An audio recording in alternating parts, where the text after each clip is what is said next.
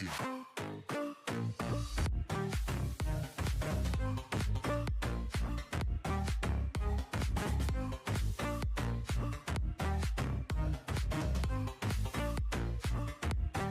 Hello, hello, hello.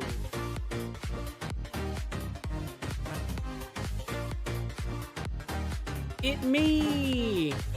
Happy Thursday evening, everybody. I'm gonna get into some gaming here in a second. I saw your message, Derica. Not that you're here to hear it, but yeah, there's an eclipse. There's a lunar eclipse happening outside right now. I saw it already myself. I had mostly eclipse. I didn't see the full eclipse. I'm already in here. I cannot be bothered to go outside and stare at it. But I did see the start of it, and it's pretty cool. Thursday, it's Friday now. Not for me. Not for me. And my time zone is the only one that matters to me. It's the one I'm in. But it's Thursday night, moving into Friday morning. We're going to play some Ace Attorney tonight. It's going to be... It's a Mo at midnight stream, which is a little bit more chill, a little bit more casual, because, you know, it's been a long day of activities, and it's late, and we're going to just kind of, like, do our thing. I don't know, we played Fields of Mystery yesterday, and it was, like, super chill, I feel like it was super chill. Maybe it was the same. Maybe it was the same to you guys. I don't know. We'll see if it seems the same to you tonight or not. But to me, yesterday felt super chill. Maybe it's just the late evening. It's just darker out. I don't know. And we're starting later. It's one thing if I start the stream early and it goes late, but it's another when you're already starting late. It's like a different vibe. Didn't know I owned The Messenger and Neon Abyss. I don't remember what those are. What are those? Those are games, apparently. I own a lot of games. I own a lot. And this is what frustrates me about a lot of people's game suggestions, is that 99% of the time, people suggest a game, I don't have it, but I have like 3,000 games or something stupid. And that might not be true. I don't know. How many games do I have? How do I find out? I have a ridiculous number of games. And no one ever wants to see me play the ones I have. It's always the ones I don't have. I've got like 1,200 games, not 3,000. I knew that was ridiculous. I've got like 1,200 games just on Steam alone. That's not including Epic, EA, Ubisoft, consoles. You know how it goes. You know how it is. Those are peak games. No, peak is peak. You're silly. And now I gotta look them up because they don't ring any bells for me. The Messenger and Neon Abyss. Come on. Doesn't ring any bell at all. Coca-Cola gave me a freestyle machine. I don't know what that means. What does that, is that a meme? Is that some kind of meme? Is that a trend or something? What does that mean? I don't know what to do with that information. You're gonna have to give me some context. A Messenger. What is that? What's a Devolver game? The Metroidvania. I've definitely never played this. I do not know when I acquired this game. I do have The Messenger. I don't know when I got it. Neon Abyss. I own a lot of games. I don't actually know how I got them or what they're about. I own a lot of games. Neon Abyss is a roguelike platformer procedural thing by Vivo Games. I don't know that one. It's another side-scrolly type one, though. I don't remember when I got these. They might have been like a Humble Bundle game or something. I don't know. That's a lot of the games that I've gotten over the years are Humble Bundle games. So that might have been the case. I don't know. Hotline Miami. I at least have heard of Hotline Miami. I've never played that one myself. Aren't there 2 Hotline Miamis now, or did I make that up? There's like 2 of them, right? I don't know what a freestyle machine... I don't know what a freestyle machine... Coca-Cola makes soda machines. They make machines that dispense soda. What's a freestyle machine? It's like beatboxing.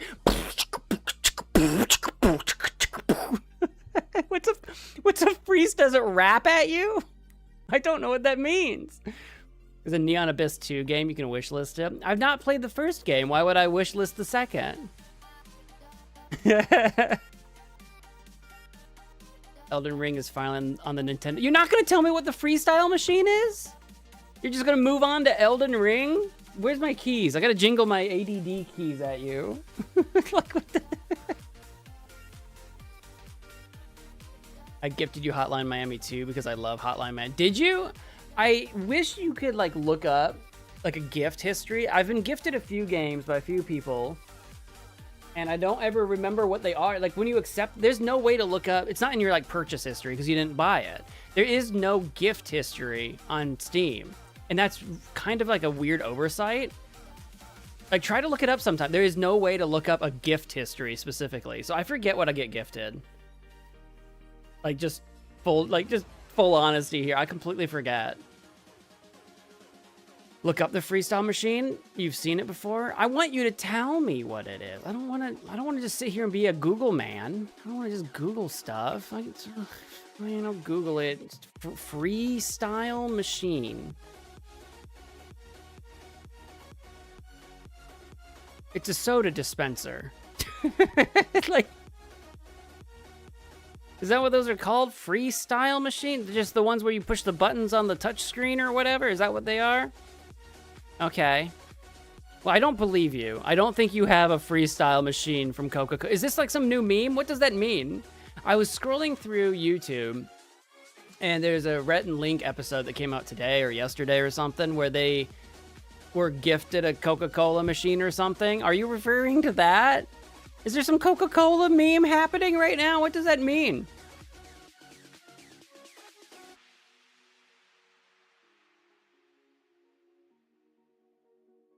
Hey, Daniel, welcome to the stream. You can always check your email history if you get emails from Steam. I get like a zillion emails. That sounds like a lot of work. I just want to open up Steam and go to like history, gift history. I want there to just be a tab. I do not want to work for it. I do not want to work for it. I get a zillion. I have literally 100,000 unread emails. I'm not. I have 7 emails and thousands of unread emails in all of them. I'm not. I'm not searching through my history. I'm not doing it. I refuse. It's too much work. It should just be. I should open Steam. Go to like my my profile. Go to like his. Well, actually, I think it's under settings. I forget where purchase history is. But I should just go to history, purchase history, gift history. It should just be there.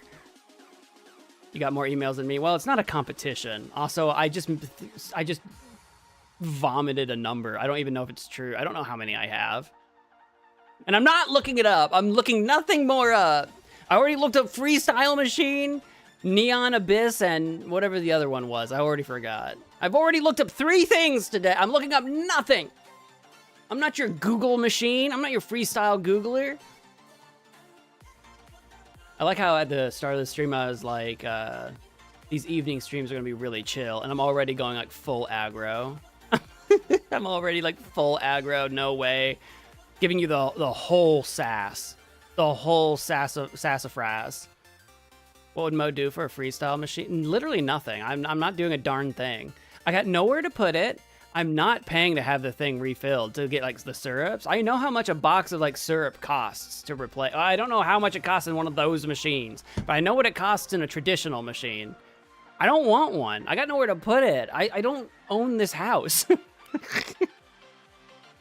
Would you use it in freestyle? I would. I'm not using it. I drink coffee. I'm not even supposed to drink soda because I'm old and dying. We're all slowly dying. Don't actually be alarmed. Like, lore alert, Mo is passing away. No, I just mean like I'm just old now. I'm not supposed to have that much like sugars and sweets and syrups and stuff. Doctor's orders. I'm not really supposed to have soda. I do treat myself from time to time. Point is though, I'm not even supposed to have the stuff. I'm not having a freestyle machine in my house. I do own the Survivalist. I was gonna stream that, or actually I think I've owned it forever. I don't know if I was gonna stream it or make videos about it. I don't really make videos anymore, not really, unless I feel like it. It's mostly streams and shorts. They made a coffee freestyle machine. No, I don't want that either. They do make a coffee like machine. It's not a Coca-Cola freestyle button pusher, but they make coffee. They make a zillion coffee machine. I drink black coffee out of a drip. I need a Mine costs $50. But I just need like a $5 or $10 drip coffee thing with my choice of coffee grounds. And I just drink black coffee. I'm a very simple man.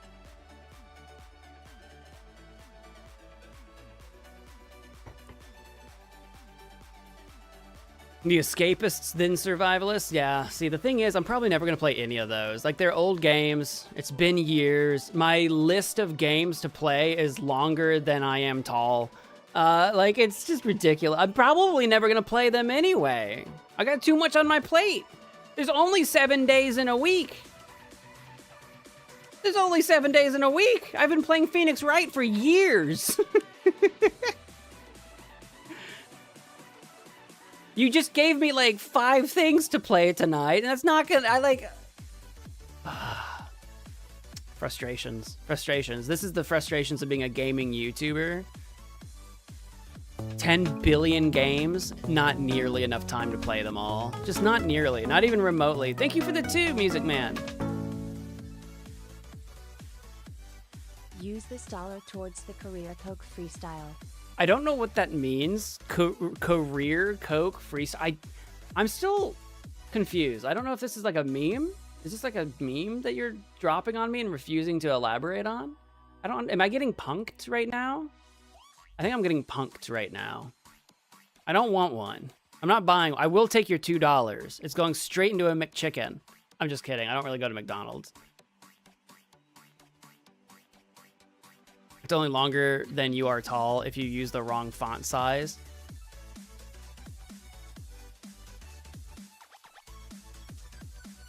No, I don't know what the right and wrong font size is to you, but the number of games I've been doing YouTube for a long time. The number of games I've been asked to play is a lot. I don't care what font. If you had a list on paper and you put it in font size 4, it's gonna be longer than I am tall, and I'm not short. So like, I've been asked to play too many games, man. I love getting the suggestions. But I'm not anywhere close to beating Phoenix Wright. I'm not anywhere close to beating Danganronpa. Well, I think I'm getting close to Kingdom Hearts, but we'll probably go into Kingdom Hearts 2 or whatever the next one is, whatever. I think there's one in between, whatever it's called. But we're getting close to the end of that one. But that's like a whole big series. Fields of Mystery, we just started that basically. Like, I've got all these games. I'm not even close. I'm not even close to beating them. I've only got 7 days a week, and I don't even stream every night. I don't stream every night. I usually have Monday nights off because that's my D&D night, and then usually I have another night off. So it's like usually only like 5 streams max a week. I only have so much time. There's too many games. What if we Thanos snapped? Imagine this. What if we Thanos snapped half of all video games that were ever made? And they were just gone. Could you imagine? Why did I pause the music and it didn't stop? Wait. Okay, no. That was me. Okay. Microscopic letters. I ain't got no microscope. You're asking too much of me. You want me to get a microscope? Do I look like a man who has a microscope? Maybe I do. I don't know. Bam. Mo is Thanos confirmed, definitely. Bro, faux show. I keep forgetting, I decided I don't want the chat in the corner. I've decided I don't want it there. I looked at it. If I do put it in the corner, I gotta change what it looks like. I don't like the big boxes anymore. Having that like box in the corner annoys me now. It's gone. I never know how I feel about having chat on screen during gameplay. I never know how I feel about it.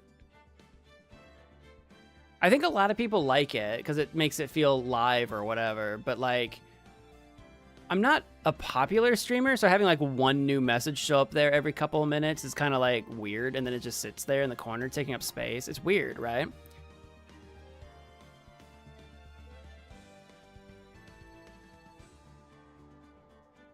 You think Phoenix Wright would benefit from the acquisition of a freestyle machine? Phoenix Wright doesn't know how to use a computer. Like, they're not very technologically advanced at this point. Transparent chat, we used to have one. We've already talked about this.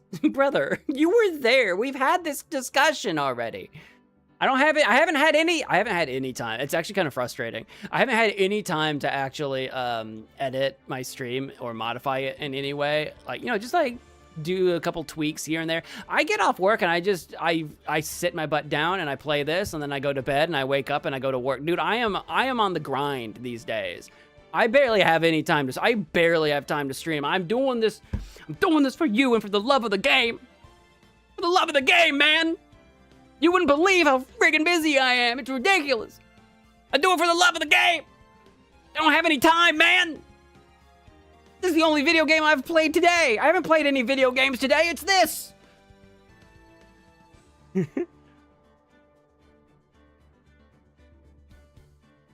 you remember in the other stream that I came to, I told you I had a theory on who Godot was. I was wrong. I think I know who Godot is. It's this new character that showed up in this chapter that we're in. Hello, friends. Welcome to Phoenix Wright Ace Attorney Trilogy. I think we're on number 8. Number 8, which, by the way, you guys kept saying, like, because I kept getting confused on which slot I was at, and you guys were like, well, use the time code. This is not a time code. This is what time that I played. This is what, like, I think. I don't know. It's definitely not a time code. I don't know what this is. Because, like, 1900 hours is like what? I don't know. I'm American. 7:30 at night. I don't know what this timer is. Because as you can clearly see, this is episode 4, Turnabout Beginnings. This is where we're at right now. We're here. But Stolen Turnabout back in episode 2 has 21 hours. I don't actually know what this timer is. But it's not how many hours I've been playing. That's the time you saved, but it's not. Because I don't know what time zone they're using, because I didn't quit at 7:30. Or did I? Did I? Maybe I did. Well, this was 6 o'clock. I don't know. But it's not, the point is, whatever it is, it's not how many hours I've played. You guys kept saying that. It's like, use the hours played. And I'm like, dude, I've played, hang on, I can tell you. Where's my Steam? I've been playing Ace Attorney for 170 frickin' hours.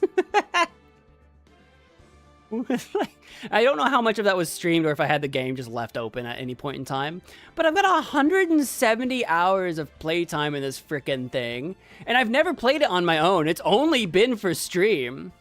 It's crazy. I think you did, though. Maybe I did.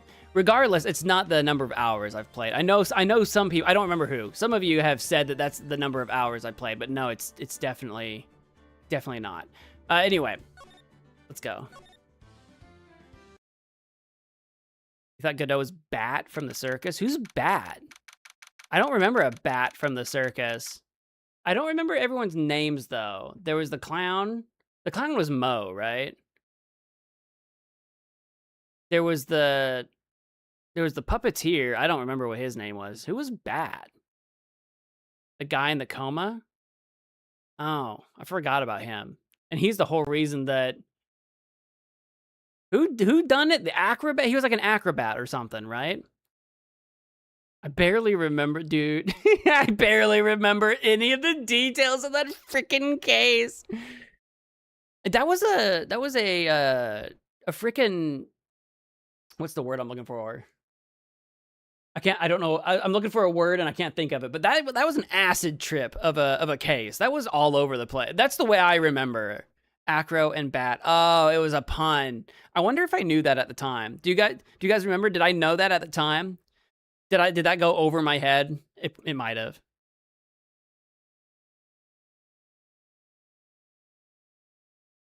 Playtime to exclusive to each game? Definitely not, because I haven't put 19 out or whatever it said, 18 hours or whatever. I have definitely not put that into case 4. This is like only stream 2 of case. I've put like 2 hours into case 4. So it's definitely not per case.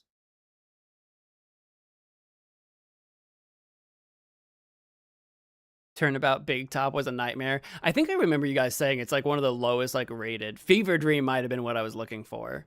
Not Acid Trip, but I couldn't think of Fever Dream. February 16th, 1:14 p.m. District Court, Defendant Lobby number 4. Now, okay, we're screaming at each other. Okay, I just got here. I just sat down and we're screaming at each other. You guys did say that he gets a childlike voice, and somebody, Mia or somebody said, oh, that childlike voice. So yeah, I've got to give him a childlike voice. He doesn't look like he would have one, but I guess he has one. Back at the start of the chapter? Yep, we're back at the start. Yep, uh-huh. How was the eclipse? Eek, I'm sorry.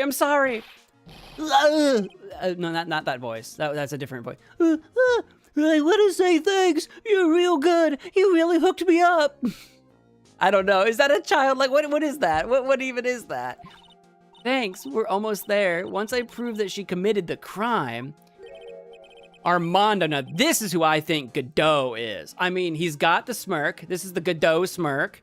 He's got the hair, like the goatee and the hair. Now, his hair's white when he's Godot. I don't know what happens to Armando when he becomes Godot. I know he ain't got no visor. I know it's a different shirt. I know that. I know. But that's the man. That's the guy. Yeah, but there's one more big obstacle we've got to get past. Obstacle? Yeah, motive.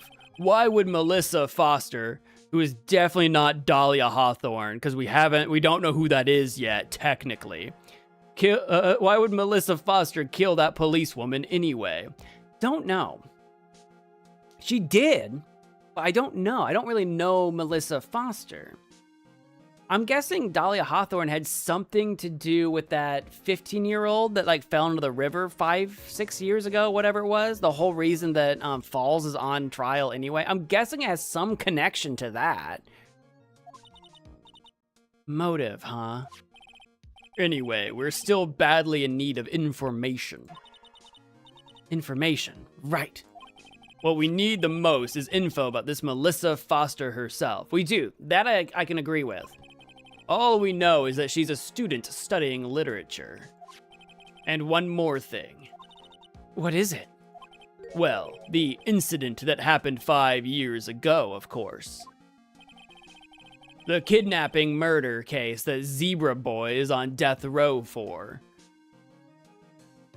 I can't figure out what this guy's deal is. He's all meditative when he's like this, like he's in his happy place. But then when he's not like this, he's chewing on this ball, which I don't like. What's this guy's I cannot get a vibe on this guy. What's up with the necklace? That's not like a prison neck band or something, right? It's gold for good. Like what is this guy's story? What, you know? I didn't do nothing. I didn't kill nobody. I never lie. Mr. Falls, in that case, tell us more about it. About what happened 5 years ago. Okay, I trust you. That day 5 years ago, I dream of it every day. This picture, it reminds me, look at this photograph. Every time I do, it makes me laugh. Bazing! We got it in there. You guys didn't have to wait very long. It reminds me of everything. Bridge looks same, just like then, 5 years ago. Like it could fall apart. Fall apart any minute. So it's been broken like that for at least 5 years. Huh. Sorry, buddy, but you sound like the one that could fall apart at any minute. It's true, I did. I did kidnap her. 5 years ago, I kidnapped my girlfriend, Dahlia Hawthorne. Hold that thought. Yeah? 5 years ago when you were 20? Wasn't the kidnapped girl 15? Yeah?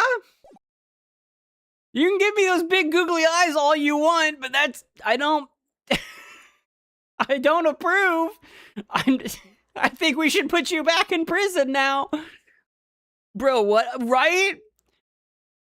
14? Even worse. I knew it was like 15-ish. 14's even worse. Oh, frick. Put him back in prison. Why am I defending this man? Convict him of murder and move on. No, just... Honey, I'm coming home. Welcome home. Your girlfriend? Huh? Hey, hold on there. Did you say Hawthorne? Now, unless the girl on the bridge is a different girl than who he kidnapped. Unless there's a secret other person involved that we got to figure out. We'll get there. I don't think so, but we'll get there. Did you say a Hawthorne? The victim's last name. Oh, the victim, right. Valerie is a Valerie Hawthorne, right? I forget everyone's last names. Because she's Valerie Hawthorne, right. And Melissa Foster is actually Dahlia Hawthorne. So, of course, they're sisters. See, at least Valerie is 23. So, like, if Valerie was actually the girlfriend... Oh, bro! No! Don't... If I find out... I know this is gonna be like stupid. If I find out there's another body switcheroo nonsense, like what was that case with it was during the channeling technique, the you know, the I don't know girl, the redhead one or whatever, where she did like a body swap and she was pretending to be her sister the whole time. If we find out that actually Terry was dating Valerie and kidnapped Valerie and Dahlia showed up and shot somebody, I don't know. If we find out there's a weird body swap thing, I'm gonna lose my goddamn gourd again. I don't know if that's true, but if it is, I'm calling it now. The victim's last name. Dahlia Hawthorne, Valerie's little sister. What? Are you serious? The girl. Let her go. Yeah, this scene. This is where it's supposed to be Valerie and then falls and apparently Dahlia. Dahlia would be the 14-year-old girl on the bridge. Shut up! Shut up! Come closer and I'll kill her! Sorry, but you're not going to get the chance.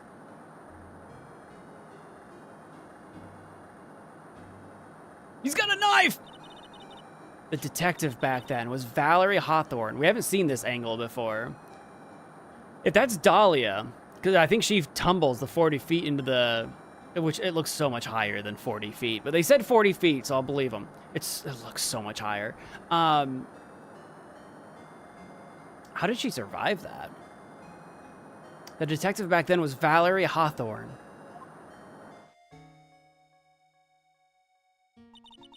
At first, I thought shooting someone for a kidnapping was crossing the line. I don't think so. Kidnap a 14-year-old girl, I'll shoot you. I'll do it. Don't you go around kidnapping 14-year-old girls. You'll get shot. This is how I know this game is Japanese. In the United States, you kidnap someone's daughter, you're getting shot. Like, come on.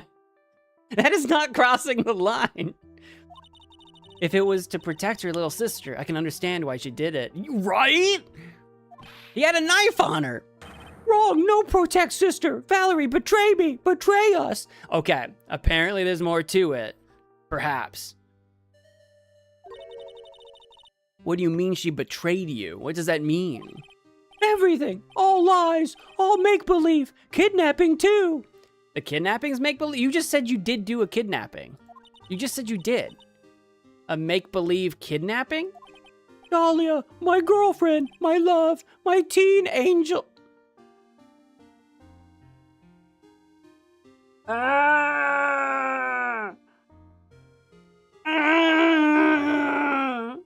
You were 20 years old, you sick freak. Did he actually say my teen? He did.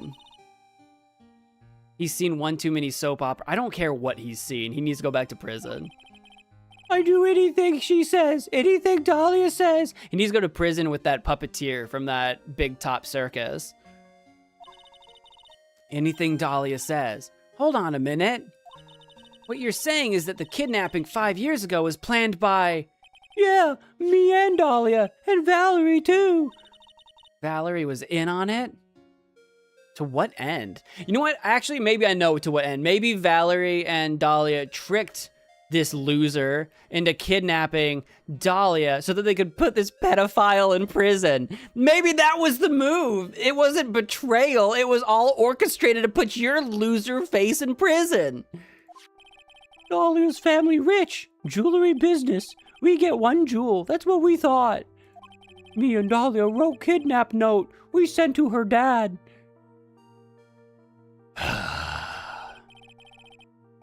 Why is it still in a rock? Was that freshly mined? It's like a Stardew ruby. Ask for $2 million diamond. Tell him make exchange on Dusky Bridge. Oh my god, $2 million diamond. That's not like the frickin' Mask Damask diamond, is it? He stole a diamond. We tell him Valerie make transfer cause she knew detective. Having a police detective in your pocket is a useful thing, alright. In the end, you were planning on splitting the 2 million 3 ways, huh? Yeah, but that woman!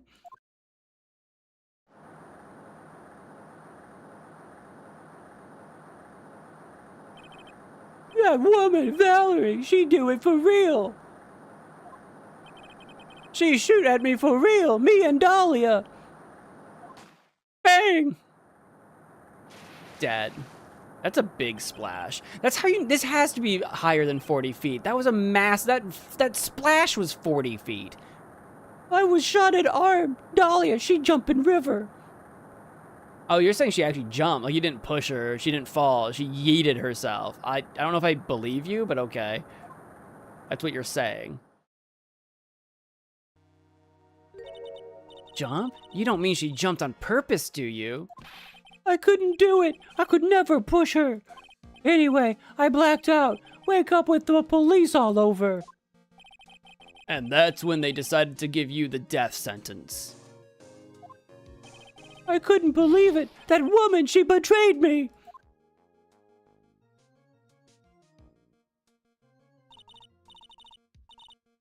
That man, Terry Falls, he killed her. He threw her off the bridge.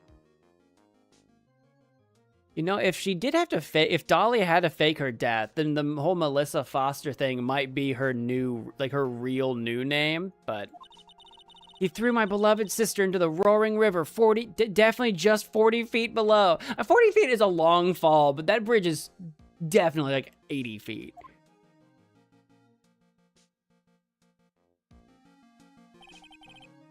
These 5 years, all I wonder is why? Why? Why? Why? Why did she lie? That's all I want to know. So that's why you called her. You wanted to hear the truth from Valerie herself. Yes, but I forget what she looked like, so I tell her to wear scarf. I don't want to hurt her. I just ask why. Why? Why did you lie? Why did you betray me?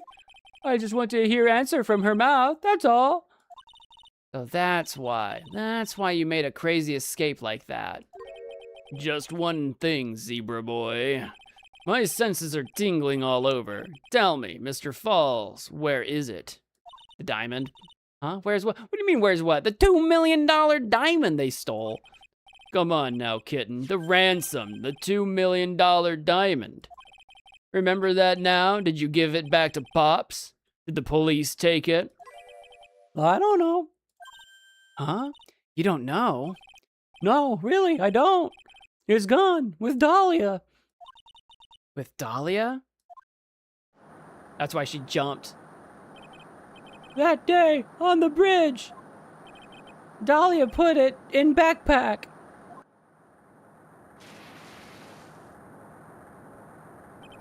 Now gone with Dahlia. Gone forever. So maybe that's why Dahlia wanted Valerie dead, because then Valerie's like, she finds out that Dahlia survived, still has the jewel, and then they fight over it, basically. Dahlia doesn't want to give it up. She wants to use it and be rich. I think that might be what happened. Sounds like a pair of demons. Yeah, right? They're probably just both evil. Into Eagle River. It's all starting to come together. It disappeared with Dahlia, huh? Wait a minute.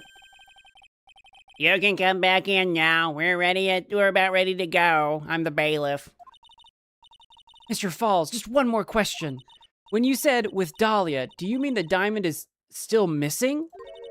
Along with the body of Dahlia Hawthorne? Never found her, my sweet Dahlia. They never found her. Swallowed by river, gone, Dahlia, my teen angel. Please stop saying that. Your teen angel, how old was she anyway? She was like 14, 15.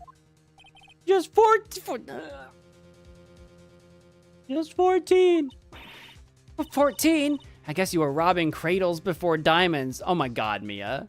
Not now is not the time. She plans a fake kidnapping and disappears into the river with a rock worth 2 mil. Man, oh man, angels these days. Falls takes the fall and gets a one-way ticket to death row. Is Dahlia Hawthorne an angel, or is she really a devil? You the devil in disguise. Oh yes, you are the devil in disguise.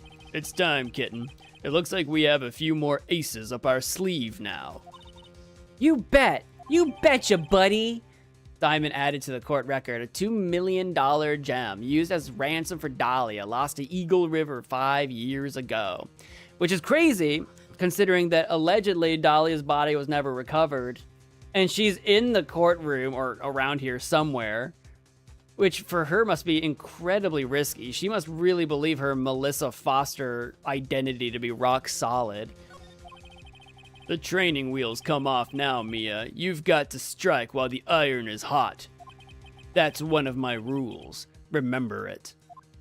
You and your rules. He's got so many rules. Rule this, rule that.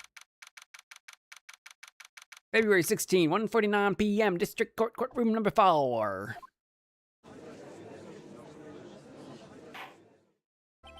Now then, let's continue with the trial of Mr. Terry Falls. Witness! Witness me! Are you feeling better? Yes, Your Honor. I'll try my best. You're a brave young lady. Not this again. I can understand a defense lawyer wanting to get her client off the hook. I almost forgot that we're going up against Edgeworth. I mean, I don't know who in my brain thought we were going up against, but for just a moment there, I'm like, oh, it's Edgeworth. And I'm like, I know that, though. I can understand a defense lawyer wanting to get her client off the hook. However, to try to pin the crime on an innocent student is... What are you talking about? My witness is not the person on trial here. She's an innocent bystander who witnessed a violent crime. That's all. Well, we're gonna turn that around. Look up Valerie's note. I already know about Valerie's note. It's got Dahlia's name on it, which makes it seem like Valerie knew that Dahlia was still alive. True. I wonder if she knew all along. Because Valerie says something about bringing the truth out. Like, maybe that's it. Yeah, Dahlia kills Valerie so that Valerie can't tell whatever the truth is. What possible reason would a girl like this have for murdering a policewoman? It's certainly hard to imagine this woman as a murderer. Her motive, huh? I figured that's what I had to establish next. Just to be clear, after everything that Falls told us, Mia still doesn't actually know that Melissa Foster is Dahlia Hawthorne. That actually hasn't happened yet. Well, Miss Faye, do you have any evidence of a motive?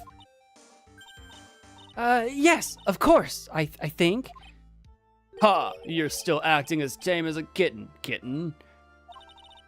Mr. Armando. Don't call him Mr. Listen, a lawyer is someone who smiles no matter how bad it gets. I don't know. Is that a smile? I don't know. That's looking pretty neutral to me. He just means you gotta stay confident. You can't waver. I know what he's saying. But it's a weird way to say it. Smiling on the outside while your guts are twisted in knots is the mark of a pro. Maybe so, but I wish you would quit grinning at me like that, you weirdo.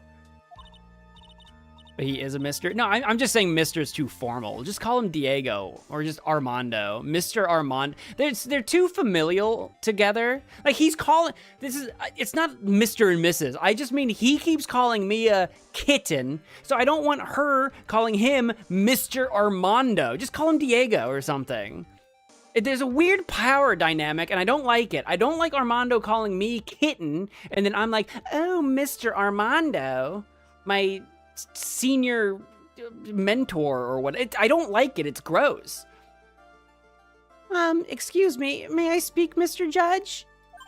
Of course. Mr. Judge is ready anytime you like. I'd like to say something. Some people here are suspicious of me, right? That's why I at least wanted you, Mr. Judge, to know that it's not true. I see. You're such an honest and upstanding young lady. We caught her in several lies. Like, I know it was last stream, but we caught her in several lies earlier. It looks like this witness is a real professional. And our judge is a real idiot, but sure. What do you mean? Look at that 100-watt smile. Just when things are darkest for her, click, she lights right up.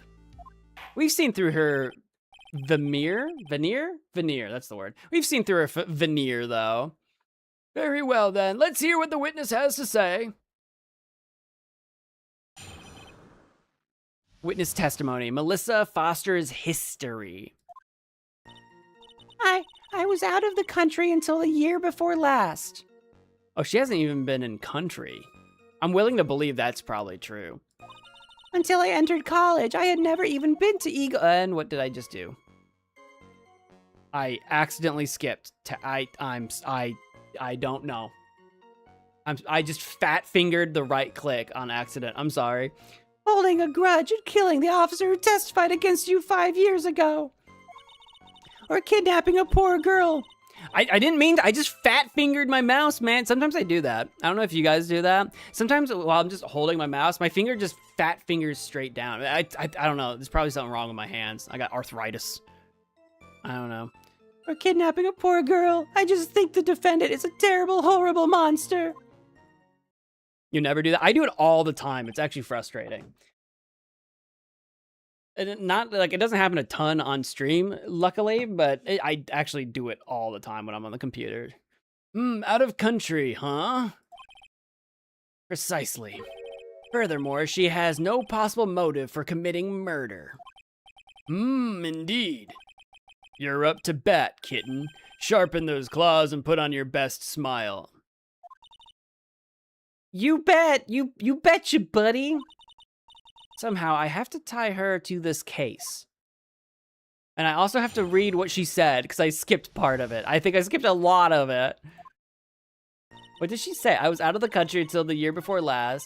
Until I entered college, I had never even been to Eagle Mountain before. Now, we know that's a lie. Like, you and I know that's a lie. Mia doesn't know that yet, but... And I certainly don't have any reason for wanting to hurt a police officer. Holding a grudge and killing the officer who testified against you 5 years ago. Or kidnapping a poor girl. I just think the defendant is a terrible, horrible monster. Okay, let's go ahead and work our way back to the beginning. And just start pressing on these things.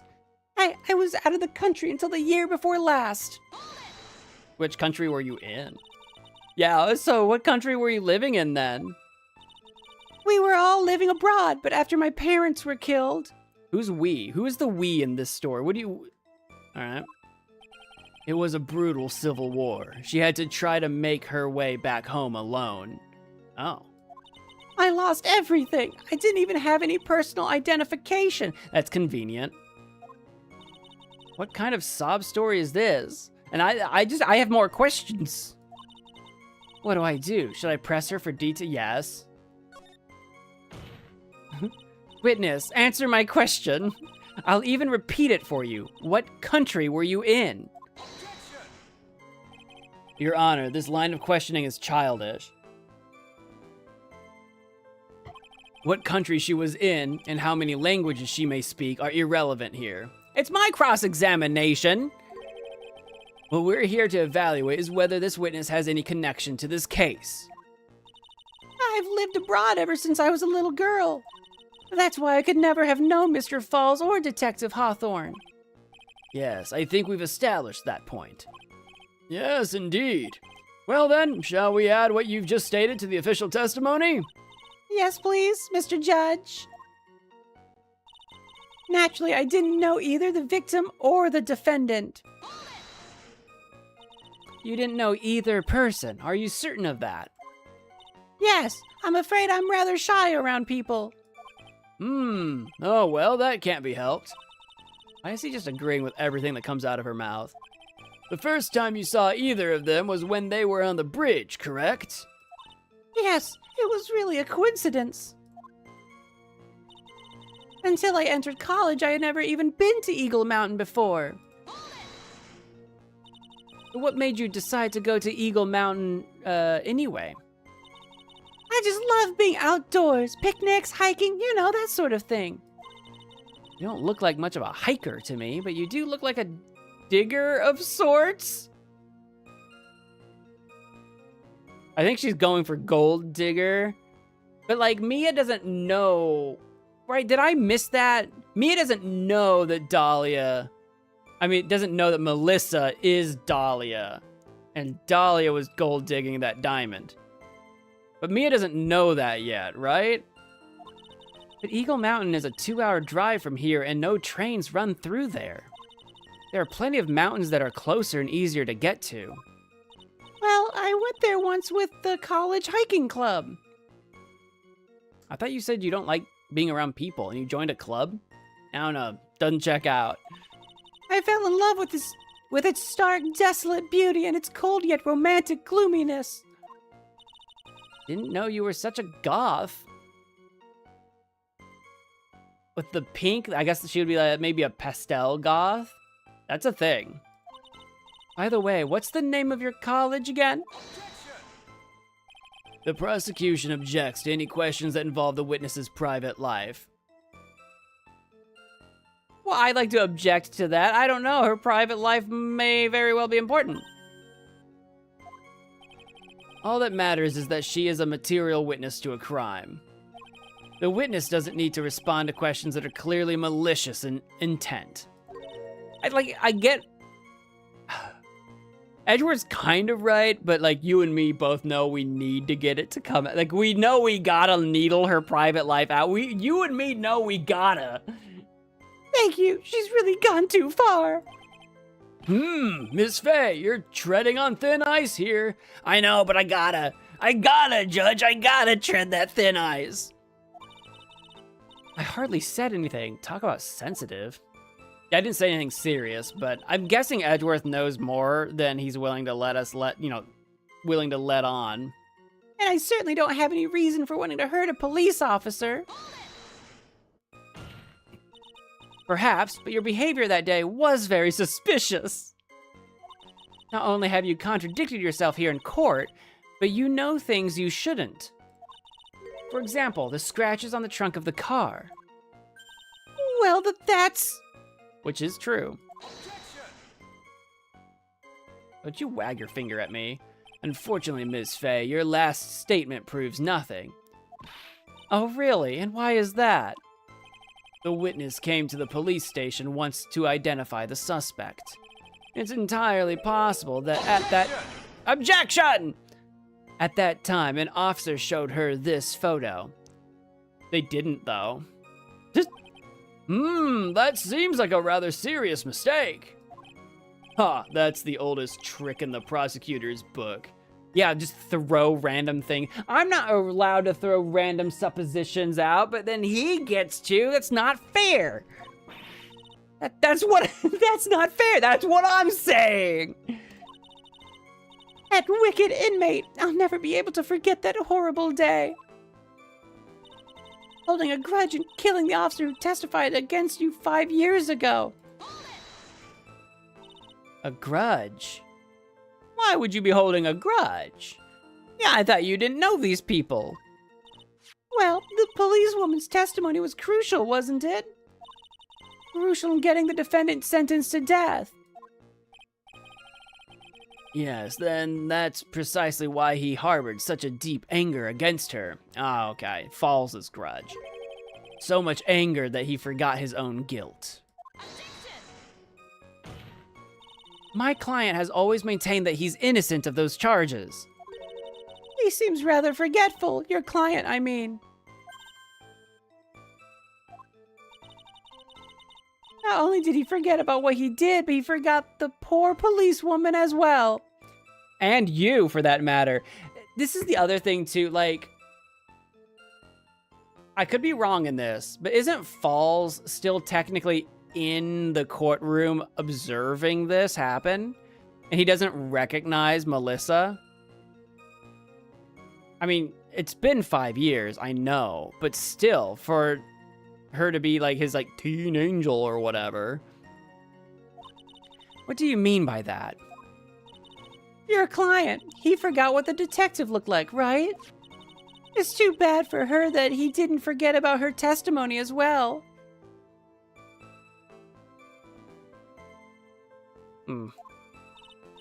Well, she's right about that. Mr. Falls is kind of forgetful. I'm not I mean...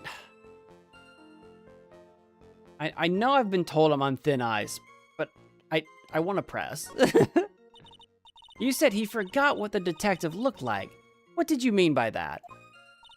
Well, he couldn't tell who she was without some kind of identification, right?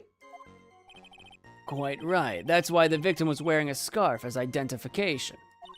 Why, if I had been wearing a white scarf that day, then he probably would have tried to kill me. That's true. He's clearly a bitter man. Oh, this is bad. Mr. Falls' reputation just keeps getting worse and worse. Sometimes it's best not to poke too deep. What should I do with that last statement? No, I think we should have it added. I want everything added. Everything she says, because the only way to find contradictions is to have everything she says out in the open. Have it added. Your Honor, what the witness said just now was tremendously important. I'd like it added to the official testimony. The prosecution has no objection. After all, the defendant is a killer and a mentally unbalanced one at that. Well, he is mentally unbalanced. I'm with you on that. That testimony only helps to further prove that point. No, that's not why I... Enough, witness, if you would. My pleasure, Mr. Judge. I guess I'm lucky I wasn't wearing a white scarf. What do you mean by lucky? What does luck mean? Define luck for me. Well, it's February now. Everyone is wearing scarves. Good question, actually. Were you wearing that out on the mountain? Like, that doesn't seem very heavy. It's supposed to be February. It's got to be pretty cold. This thing looks like a summer outfit. If I had accidentally worn a white scarf like he said, then you yourself might have been killed. That would have been a terrible loss for this world. Ha, it looks like you pressed too hard this time, kitten. Nah, I don't think so. Mr. Armando, keep looking around and you're going to lose sight of the finish line. I don't think I've lost sight of any. I'm just doing my thing. Justice is blind, but she's not deaf. Sometimes you have to know when not to talk. All right, I'll shut up and let you do the talking then. I'm doing my job here. I'm failing to see where I've messed anything. I haven't taken damage. The judge is already enamored with Melissa. That's not new. We didn't lose any ground. We're fine. Why is everyone harping on me all of a sudden? Or kidnapping a poor girl. I just think the defendant is a terrible, horrible monster. You knew about that incident, but weren't you out of the country until the year before last? Well, I saw a report about the escaped convict on the news. They had an in-depth report about his whole story. His whole history. So you were still living abroad 5 years ago, is that right? Yes. I can't let her get away with these lies. Listen to me, she's neck deep in this whole thing. Somehow, you're just going to have to get her to show the court her true self. Yep, I'm with you on that. Okay, we've pressed everything. We've got everything we wanted. I've added new testimony. I have the diamond as court record stuff. We've got the diamond, the camera, the crime photo, which is the one with Valerie in the trunk. We've got the victim's note about Falls 430, that bridge, white scarf, talk to Dahlia, tell her this time the whole truth must come out. For whatever reason. The witness's photo, which is this they took on the bridge. The scarf. The Dusky Bridge map. Valerie's autopsy report about being stabbed with a knife in the back and dying of blood loss. And my badge. Alright, so. With that in mind, with that information, I don't think I can contradict her being out of the country. I just don't have anything. I mean, I've got the note mentioning Dahlia, but she's still Melissa, so that doesn't work. Is that scarf white? We've already been through that. It's not. It's like pale blue. But no one seemed to care when we brought that up last stream. Like, no one in the court cared. Didn't know either the victim or the defendant.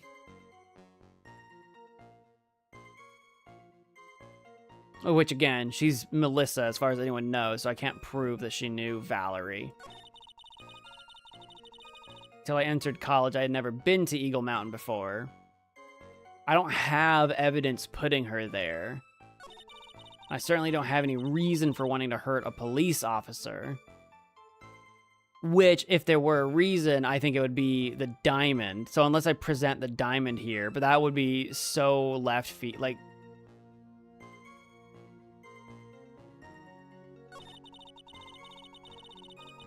Holding a grudge and killing the officer who testified against you 5 years ago. I guess I'm lucky I wasn't wearing a white scarf. I mean, that's the new testimony that we had added. And I have a scarf. I have the pale blue scarf.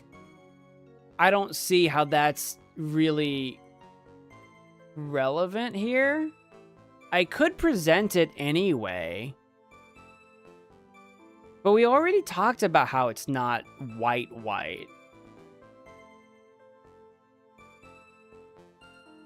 I don't see how presenting the scarf helps us.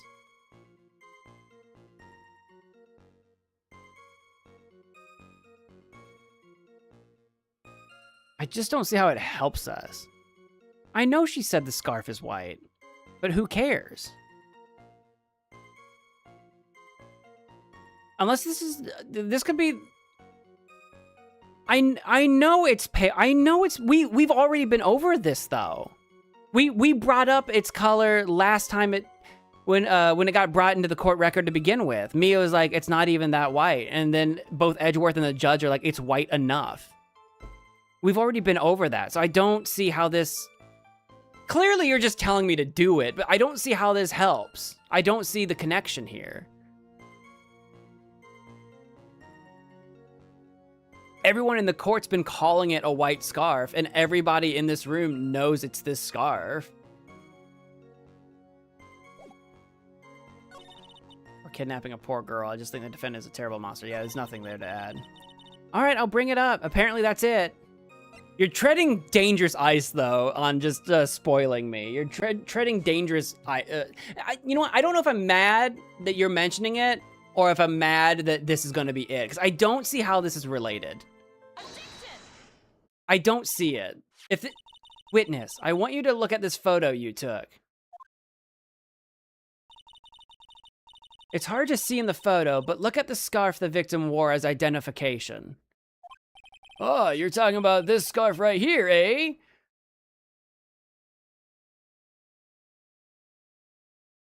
Hey, Astro Dude, welcome to the stream. The scarf was discussed before she was brought in. And maybe it's about to be explained to me, but I still don't see. All right, I'll shut up. Maybe I'm just being aggro for no reason. You know what? I apologize. I'm being aggro for no reason. I'm sorry.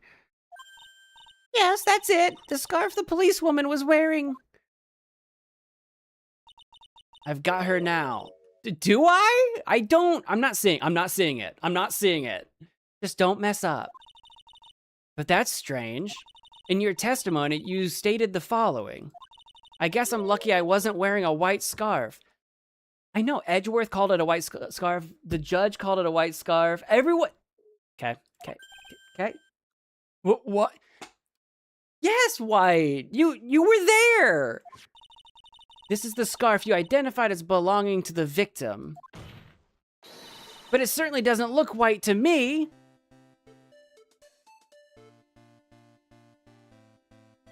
Hang on. I need to go to my mind palace. What am I not understanding? What makes this what makes this special? Hang on. I gotta just think for they've lost me. Oh. No. Okay, I got it. Hang on. The neurons are firing. Okay. So, if we discussed it being a white scarf, if that discussion happened before Dahlia came in, then the first time that Melissa is seeing the scarf, it would be blue to her. She would say blue scarf. The only way she would know it's a white scarf is if she read the note. Is if she had read the note from Valerie, or, Valerie was talking to her. Or whatever. The first time she saw it in the court, it would be blue.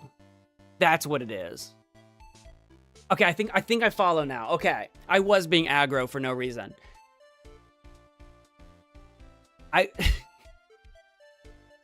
God, that is tricksy though. That is really, really, really specific.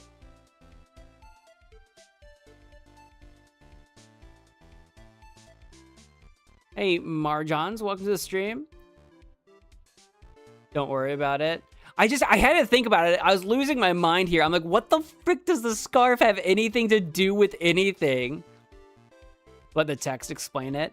No, well, I like it when there's like a build up and a lead up where you can kind of see the breadcrumbs. I like seeing I don't like just spamming crap and hoping it sticks. I like to see the breadcrumbs. And so for me, where they're like going crazy over the scarf, I'm like, what the frick breadcrumb am I following? I think I get it now. She would have said blue, but she said white, which means she's aware of the note, or at least aware that Valerie intended to wear a white scarf. Yeah. It's not exactly white as the caller requested, but as you can see, it was close enough. Right. I remembered that conversation. I guess what I was failing to realize is that because Dahlia wasn't privy to that conversation, she shouldn't have known that it was white. All right. We're good. We're caught up now. I was aggro for no reason. It's okay. Okay. I hope you guys forgive. You guys forgive me, right? You'll forgive me, right? You forgive? Please? Forgiveness? Zoe? Ow!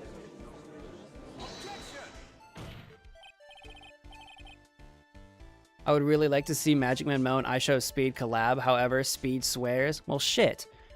Well, it was foggy that day, and it was raining as well. It's not surprising that she mistook it for white. Sorry, but not this time. The witness just confirmed that this was the victim's scarf. Yes, but what's the significance? That was me. You know what? I was sharing the same brain cell with the judge. I was like, okay, yeah, so what's your point? I was totally with you there, Judge. It's true that the scarf doesn't look white, but there's only one explanation for this mix-up. The reason why the witness thought the scarf was white is the note, the victim's note. Take that. I've got it now. I've got there. It took me a minute. Witness, have you ever seen this note? Note? No, never. It's top secret evidence. There's no reason that you would have. Hair flip. I wonder about that. Oh, what do you mean? This note shows Mr. Fall's instructions to the victim regarding their meeting. It says, wear white scarf for identification. White scarf. Yeah! Witness, you knew what this note said. And it's because you knew that you slipped up and mistakenly said white scarf. Well, Ms. Foster? No!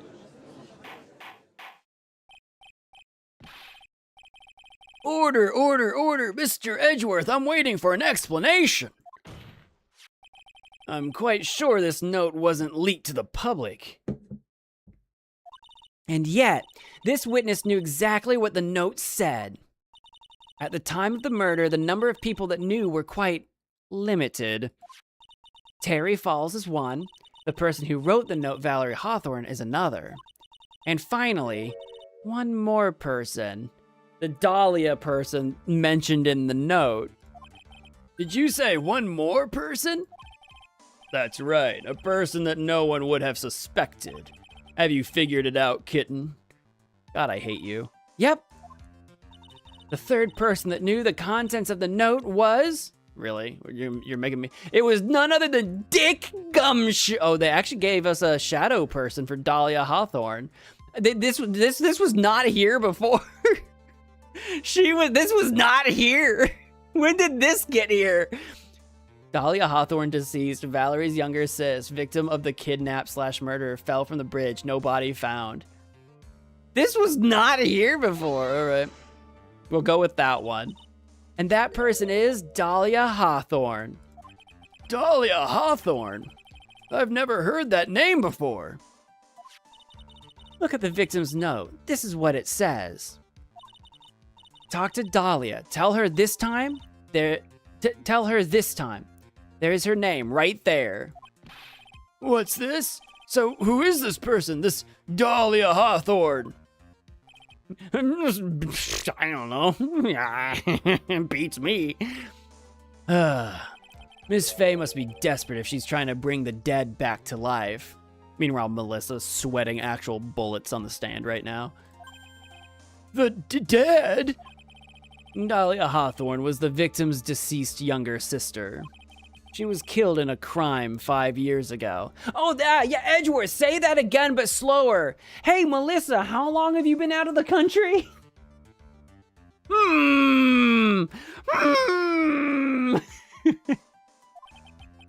Killed in a crime? You don't mean...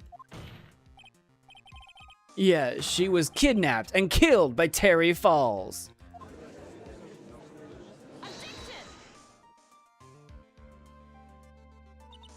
You said she was killed, but was she really? What are you implying? Of course, people thought she had died 5 years ago, when she fell off of Dusky Bridge and was lost in the Eagle River. However, her corpse was never found. She was declared legally dead 5 years ago. That doesn't change what I just said, though. As far as the law is concerned, Dahlia Hawthorne is officially dead. As far as the law is concerned, that doesn't mean that's the truth. But the fact remains that her body was never recovered. Dahlia Hawthorne was 14 years old 5 years ago. If she were still alive, she'd be 19 now. Melissa, how old are you? Melissa Foster. I believe that's the same age you are. Ow! Even you couldn't. Miss Faye, you're not saying... But I am. But that's precisely what I'm saying. I mean, again, if you don't have all the, can you imagine being in the stands? Like one of the random people on the sides watching this go down, how wild these cases are. This witness before us is the girl that was kidnapped and killed 5 years ago. This girl is, in fact, Ms. Dahlia Hawthorne. What? See, these people, can you imagine? Huh, nice work. That was like tossing a grenade into a 3-alarm fire. I don't know what a 3-alarm fire is. I'm not a fireman. I don't know what that means. But unless you can tie all the loose ends together, You're nothing but a hit-and-run arsonist. Why are you coming after... Why am I taking strays from Armando right now? What the... I understand. If I can expose her true nature, I can turn this whole case on its head. Now is my chance to make Mr. Edgeworth squirm. Number of alarms equals number of firehouses that respond. So it's like, it requires like 3 firehouses. Interesting. I've never heard of this. Witness, just who are you anyway? Yeah, who the frick are you? We should start identifying people when they come in this building. I'm... I didn't think it'd come to this. That's enough. You don't have to say any more, witness. I like how the audience went dead quiet after Edgeworth hit the table, as if his hand was the gavel. Because the judge didn't hit his gavel to tell everyone order, right? It was Edgeworth's hand. He's got control. He's retaking command is what he's doing. Yes, I understand. What? Mr. Edgeworth, explain yourself. Your Honor, I have an admission to make. I honestly never thought the defense would pursue the matter this far. You don't mean... Yes, the prosecutor's office isn't filled with fools, you know. He's making this up as he goes. He's flying by the seat of his pants. He had no idea. Naturally, we conduct full background checks on all of our witnesses. What did he say? Also, is that true? What did he find? What did your background check turn up? Huh, it looks like the kid knew. Did he, though? I'm not buying it. I think he's full of crap. He knew her true identity from the get-go. No way. But then why? If you hadn't revealed her secret, he wasn't going to say anything about it. All he wanted was her testimony, so he made a little trade. Let me introduce you to the victim's younger sister, Ms. Dahlia Hawthorne. All right, we're doing it. They're not going to deny it any further. They're going to roll with it. Edgeworth is like, all right. I don't think he did the background check. I think he didn't know, but he sees no other way out of this than through. That's what I think's happening, and that's my headcanon. He is completely gassing right now. But, I thought she died 5 years ago. We thought so as well, but, well, as you can see. Why? Why did she hide her identity for 5 years? That has nothing to do with the current case. I beg to differ. She was merely an accidental witness to a crime. Accidental? I don't believe that for a minute. An accidental crime that involves the murder of her older sister? For the last 5 years, she's been playing the role of victim. And now we find her acting suspiciously at the scene of another murder. Really, Ms. Fay, I must say your strategy here is painfully obvious. You're trying to pin your client's crime on an innocent witness in order to win. At any cost. You're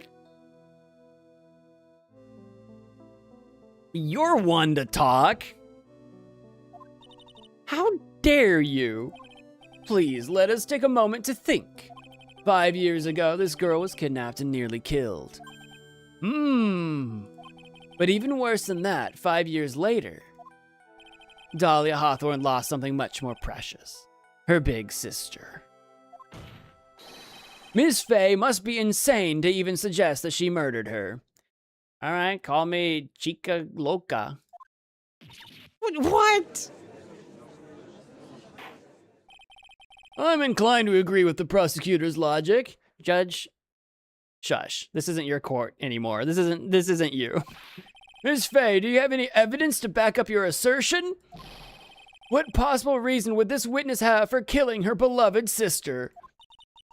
Well, you see, I thought I was winning, but somehow he's turned it around on me. I mean, I guess we just bring up the diamond now? We'd be pulling it completely out of our butts on this one. Like, no one else here besides Falls knows that whole story, but like, it might be all I have left. Huh. I think you need a little push in the right direction, kitten. I think this is Armando talking. The defense is prepared to present evidence supporting our claim.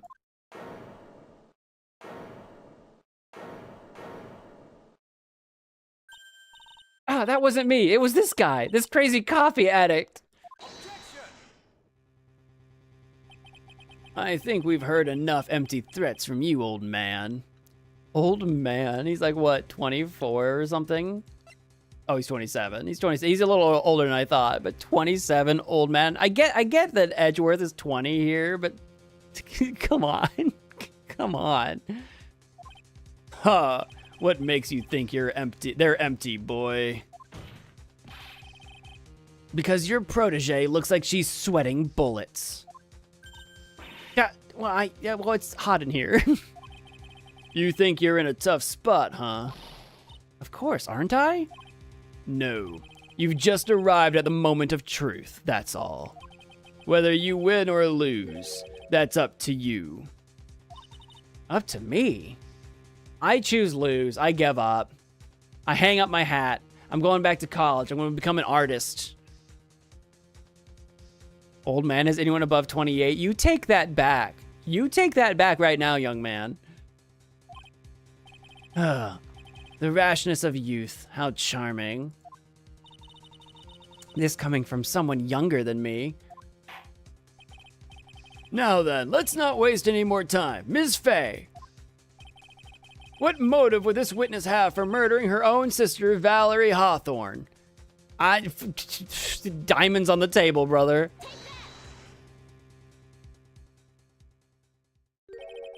What is this? Is this the defense's idea of a joke? That's what I got left. This is what I got. If so, I certainly don't get the punchline. Well, Miss Fay?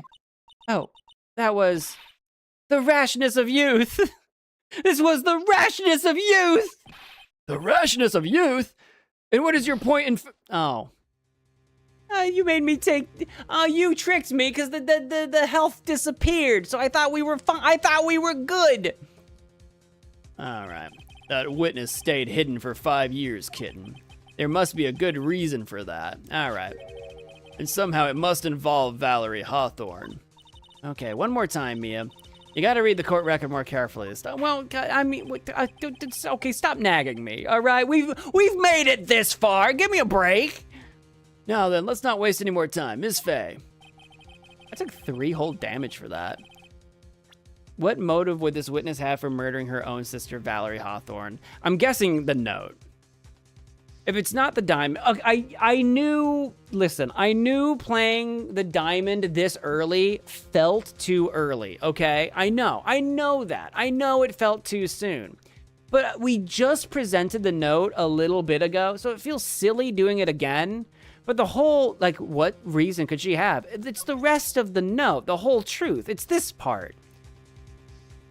It feels a little silly just showing you the note that you just looked at again. But read it again, Judge. The story starts after Terry Falls escaped. He called Valerie and told her he wanted to meet.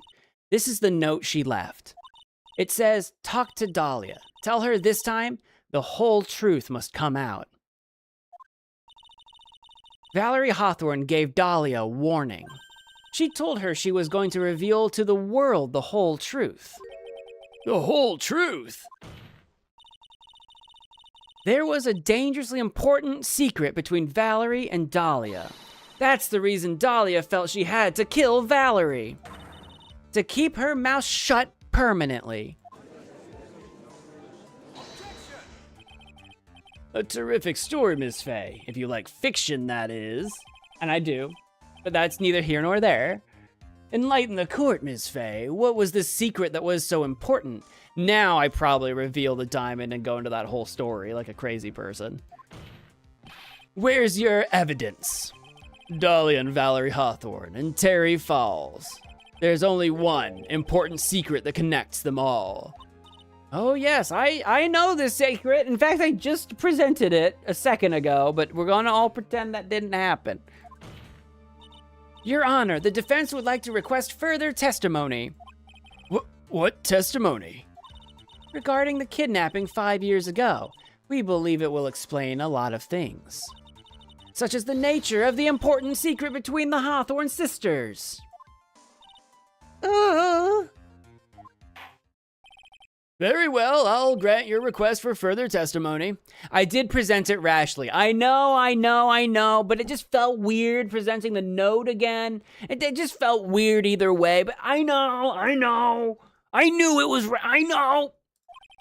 I know it'll be painful for you, but can you enlighten us once more, my little maple leaf? What the fuck? Do not, no, Judge. Where's I need a spray bottle. It's bad cat. Yes, I'll try, Mr. Judge. I don't like it. I don't like Armando calling me kitten. I don't like Judge calling Dahlia my little maple leaf. I don't like anything to do with the teen angel thing. This case is deeply uncomfortable for me. Putting on the old charm one more time, Dahlia. But this will be the last time you hide behind your womanly wiles.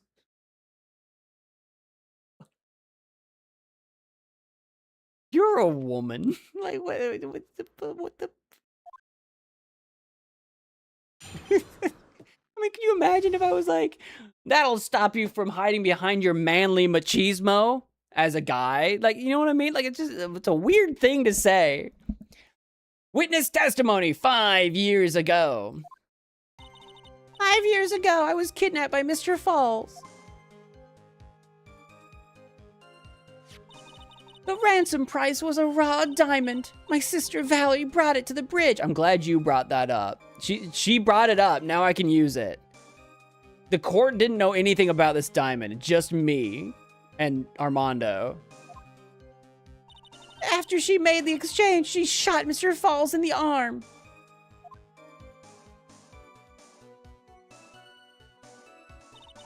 That's when Mr. Falls tried to kill me by shoving me off the bridge from behind.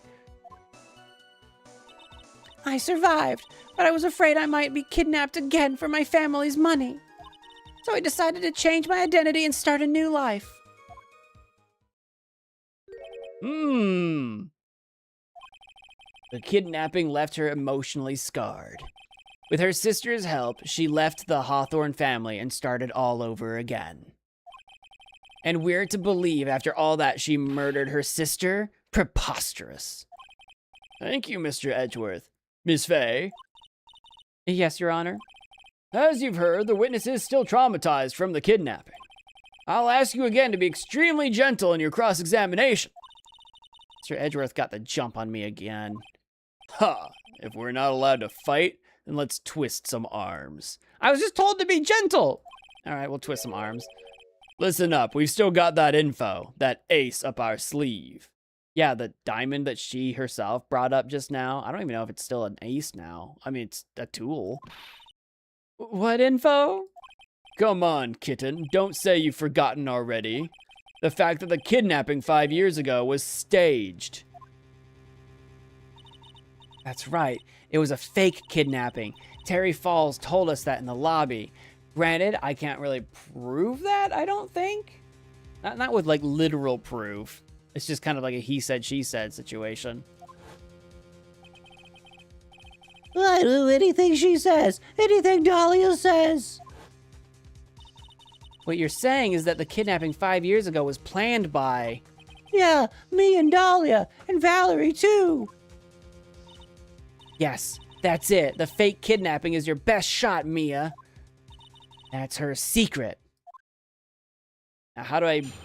Cross-examination 5 years ago. Now, how do I bring that secret out? Now, they told me to be gentle. Am I gonna get in trouble for pressing? Is this one of those things where if I press, I'm gonna get yelled at? Let me just peruse what we have here again. 5 years ago, kidnapped by Mr. Falls. The ransom price was the raw diamond. My sister Valerie brought it to the bridge after she made the exchange. After she made the exchange.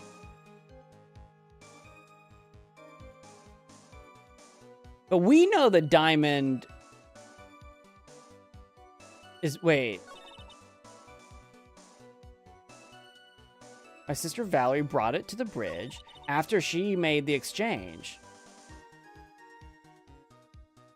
Oh, right. So she would have given it to... Okay, sorry. My brain was just backwards for some reason. That's when Mr. Falls tried to kill me by shoving me off the bridge from behind. I survived, but I was afraid I might be kidnapped again.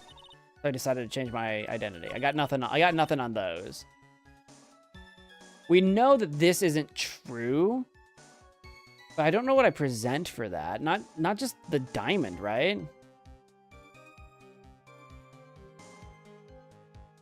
I can press everything. This isn't case 3. Well, he was being particular. He was like, you gotta be gentle. They give me such coy hints. All right, we'll go through and press. If I'm allowed to press, we'll go through and press. Did you and Mr. Falls have a relationship? Oh, we're just okay. Yeah, yeah. You know what? Yeah, just bring it up. Yeah, absolutely. Get that on the table. Yes, as a tutor. Yeah, I don't think that's what Falls thinks. You were tutoring him, Mr. Falls? Wait, oh, Dolly was tutoring him? No, of course not. Don't be ridiculous. Okay. Mr. Falls came to the house to tutor me. Yeah, is that what he did? That makes sense. 5 years ago, she was only 14.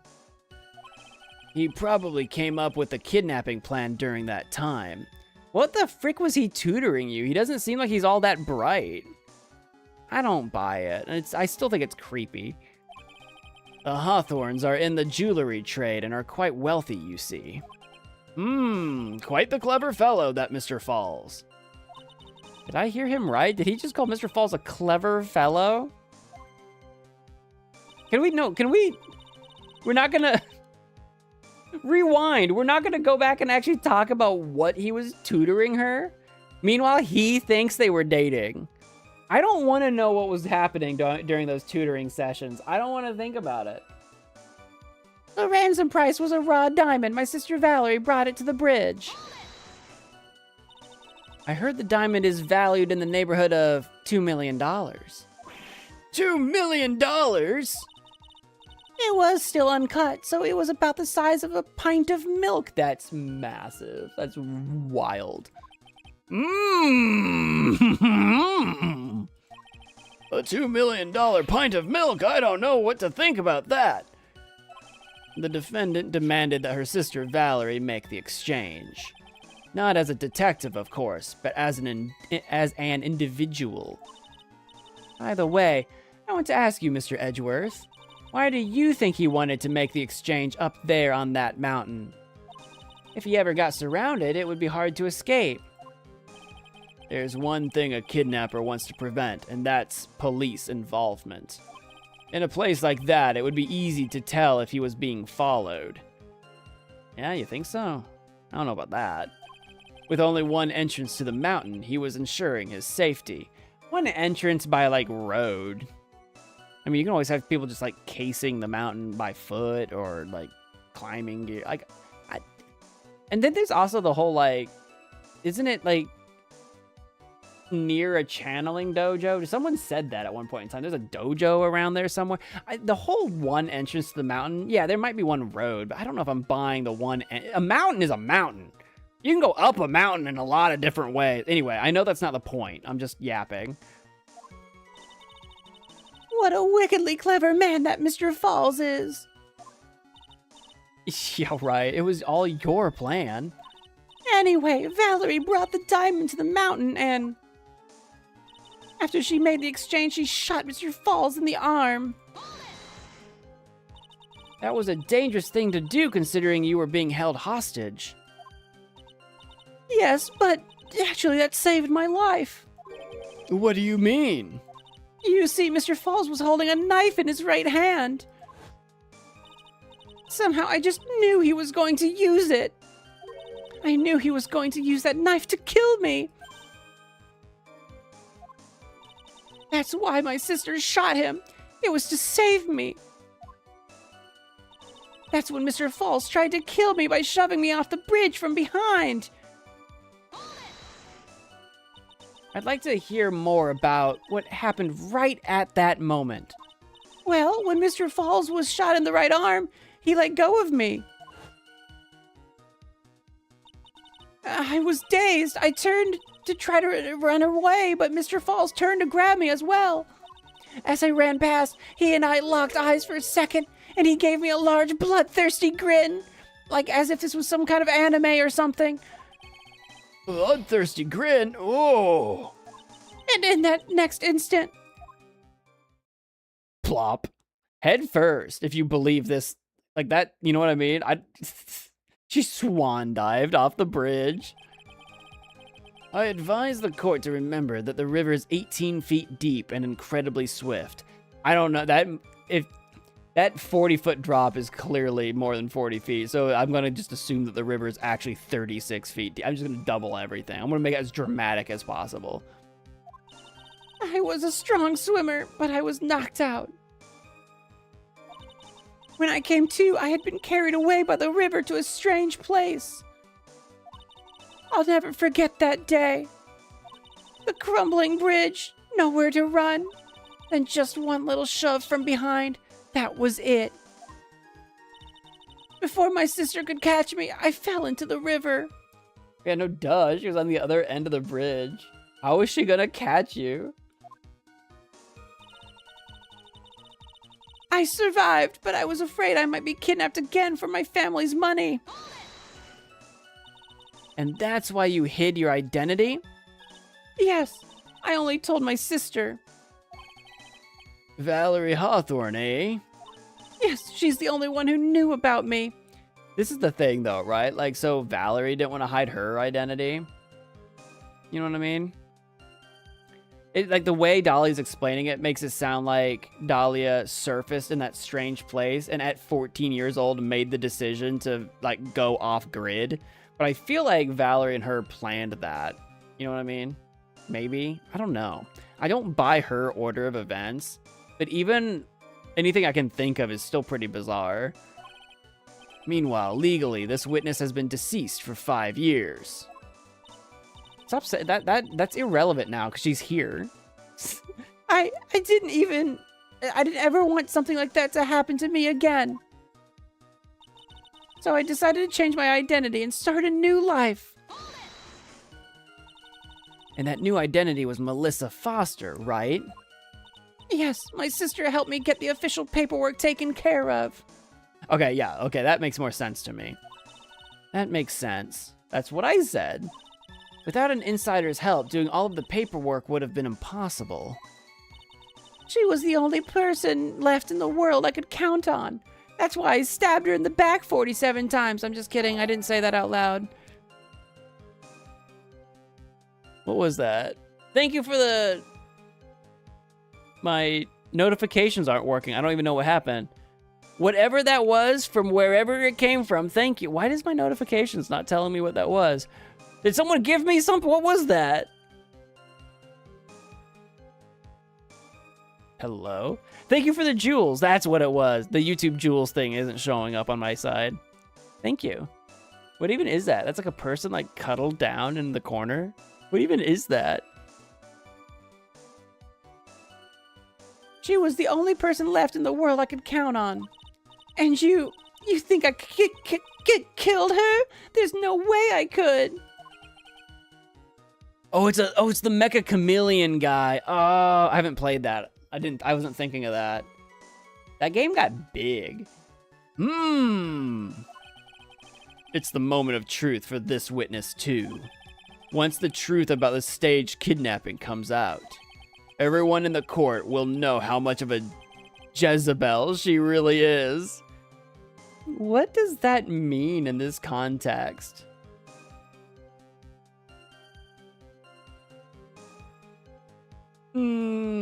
Okay. I've just got to prove that kidnapping was a hoax. A hoax. All right, so we've circled through everything. We've cycled through.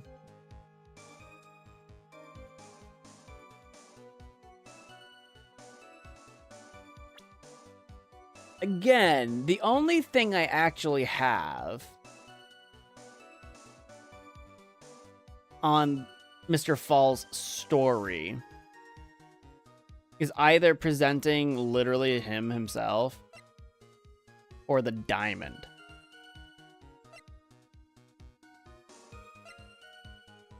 Yeah, I don't have anything else. I'm guessing I just present the diamond somewhere? Is now the diamond time? But where? The ransom price was a raw diamond. My sister brought it to the bridge. I mean, that checks out. Well, what did Terry actually say? Did Terry say that Dahlia had it in her backpack? Like she brought it? Or did Valerie bring it and then give it to Dahlia and Dahlia put it in her backpack? I don't remember exactly what Terry said.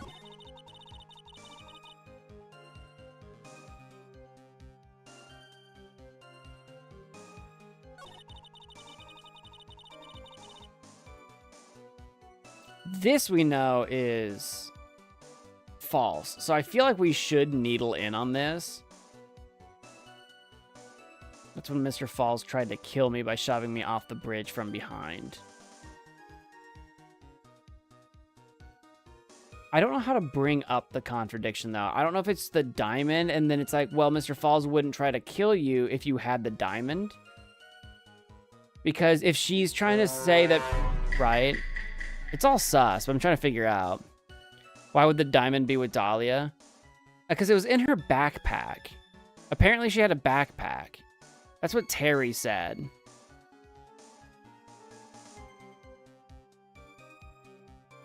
That's what Terry said.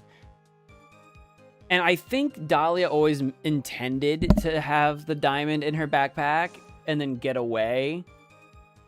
So that they could either kill Terry, so they didn't have to split it 3 ways, or to set up Terry to put him away, and again, not split it 3 ways. So I think it was always intended to be on her.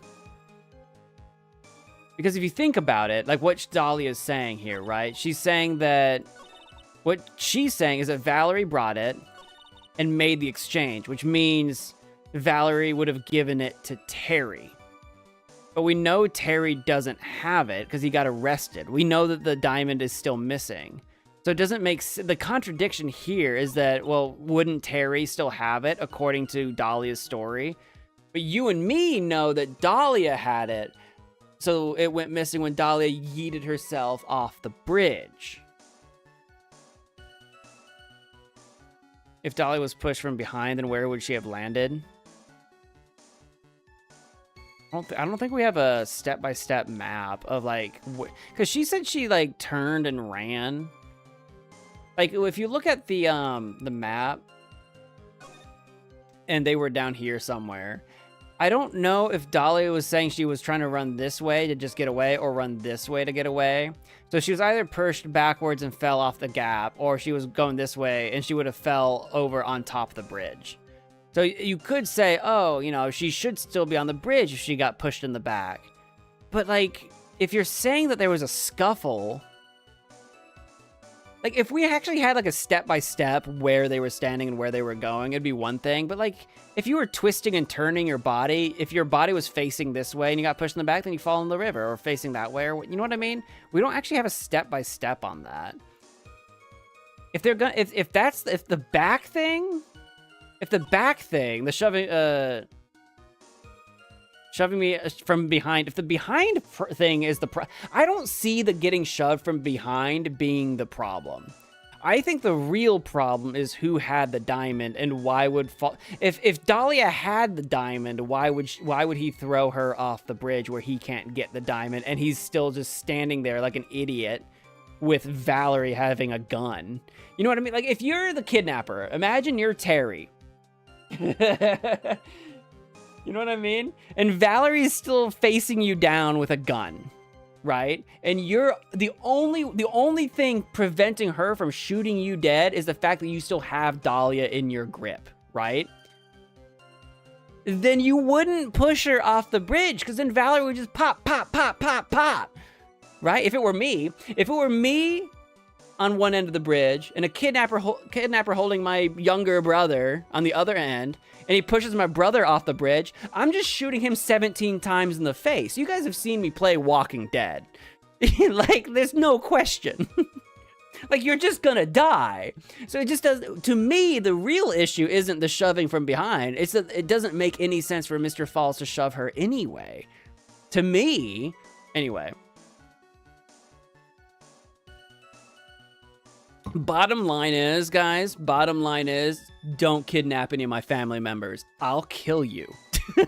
Like, that's the bottom line. I don't have any sense of like, oh, I would never. No, I would though. And Red Dead Redemption 2, yeah. I'm vindictive and protective. Anyway, I don't know what I'm supposed to present.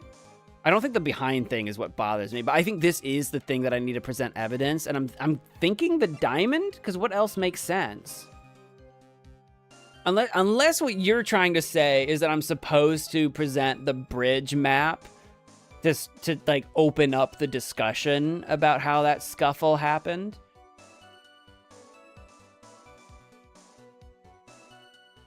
Am I being too rash again if I'm going diamond?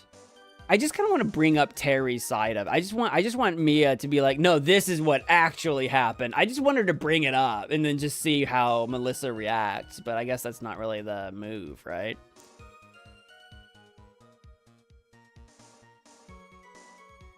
How about the diamond on the line about the exchange? I could see that as well. After she made the exchange, she shot Mr. Falls in the arm. I think that kind of lines up, though.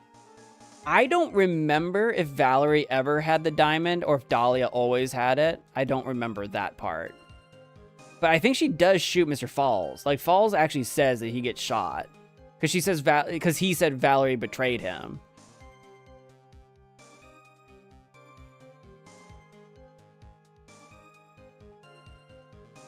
There's either like diamond here or like diamond here, right? But I guess the exchange is at least about a diamond, and this doesn't actually mention the diamond. So we could go diamond here, or like map here. We could go. I always end up overthinking these things. I always end up overthinking it. It's because like you and me, we can piece this together. We can kind of piece together what happened, but now we got to figure out how to like get there. How do we convince the game that we know what we're talking about? I'll give it a shot. I'll give the diamond here a shot. I don't think that worked out. Yeah, that didn't work out. No, not that one. I always overthink these. So if it's not there, then maybe it's diamond here. It was neither one. Okay, now we know it was neither one. Neither one. Diamond, neither one. No diamond either spot. No diamond. We are still being too rash. Too rash. It's the rashness of youth getting to us once again. The rashness of youth. No diamond. So is it bridge? Is it the behind thing? Being shoved from behind doesn't really seem like... We know that didn't happen, though. So maybe that is the case. What did she say about this when we pressed?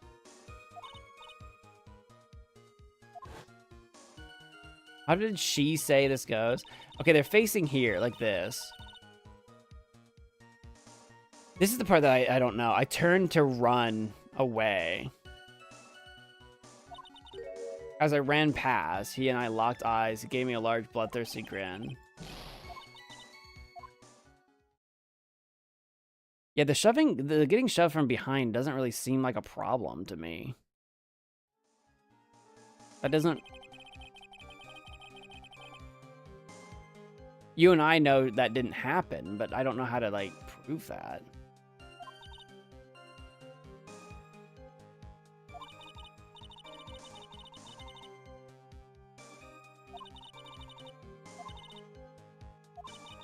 crumbling bridge, nowhere to run.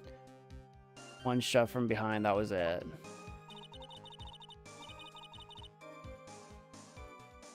Before my sister could catch me, I fell into the river.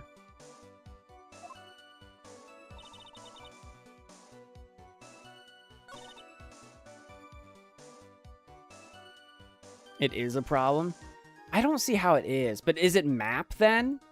If it is it map? Is the map that we... Like, I don't actually know what we present for that.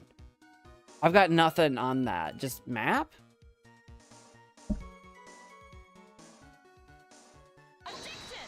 I'm not following on this one. I'm completely at a loss here. I'm totally with that piece of that piece of dialogue being the problematic dialogue. I'm with us on that. You've got me that far. I'm not seeing the map being an issue. You say that Mr. Falls pushed you into the Eagle River. However, that's hard to believe. But it's true. I felt a push on my back. I'm certain of it. It was Mr. Falls.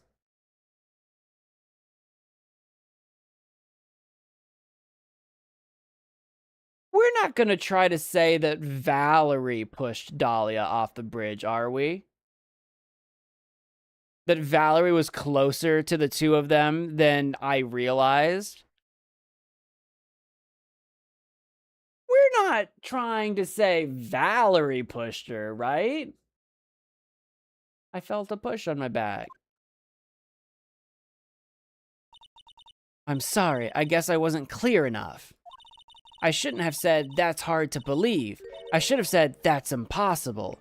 You guys really love to throw the word impossible around. You're gonna have to walk me through this step by step, because I think it's very possible. I mean, we know that Terry didn't do it, but again, the possibility is there. Impossible? I asked that the court recall the condition of Dusky Bridge, now and 5 years ago. Sure. That bridge hasn't changed one bit in these last 5 years. See, yeah, this is what I wanted. I wanted a step by step, because they had that shot, but it's like, I don't know what they mean by turn around, back, run. I need you to, like, we've just got photos. We've got still images. I don't know what we're, anyway. If someone had pushed you from behind, as you have claimed, instead of being carried by the river, you would have been smashed by the bedrock below.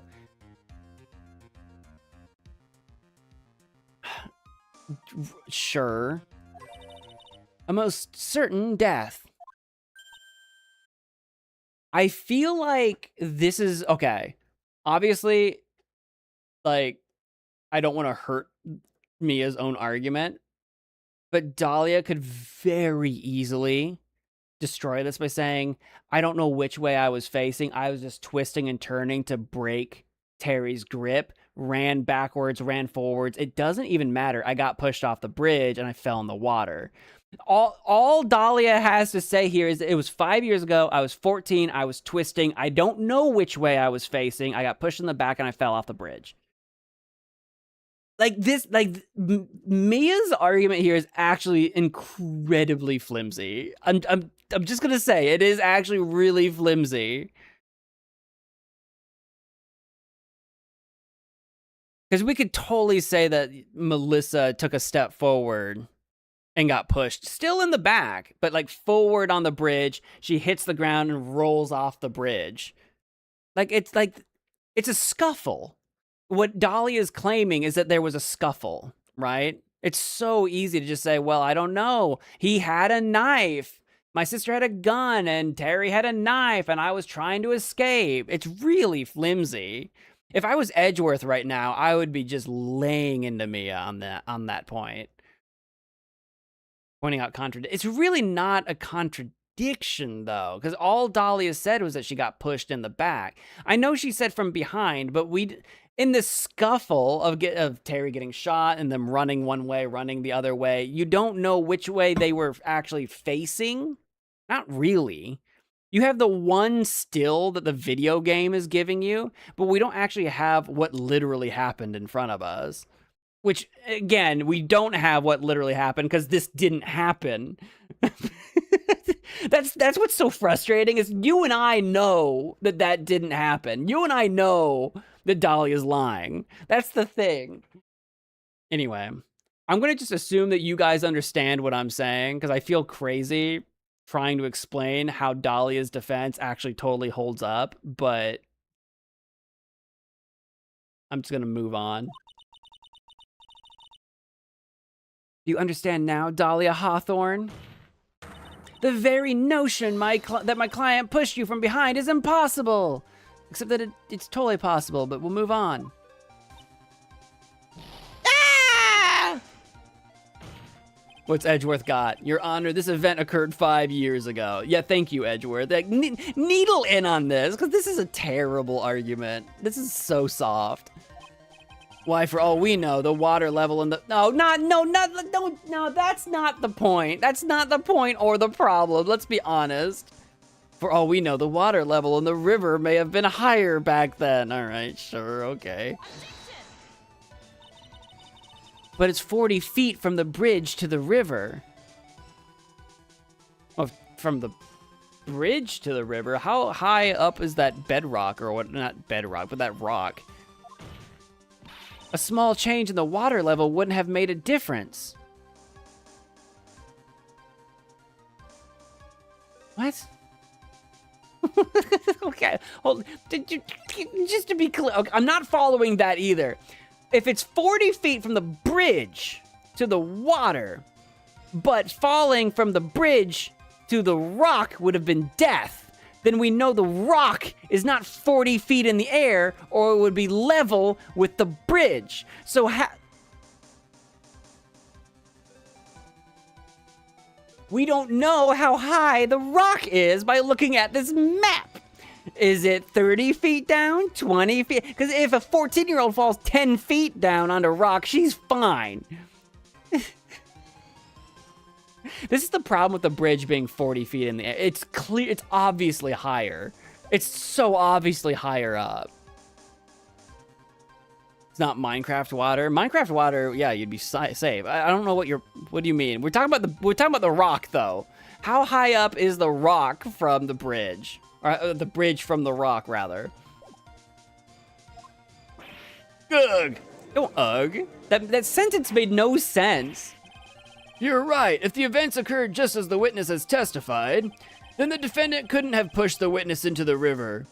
Sure. I'm done. Sure. Young lady, what is the meaning of this?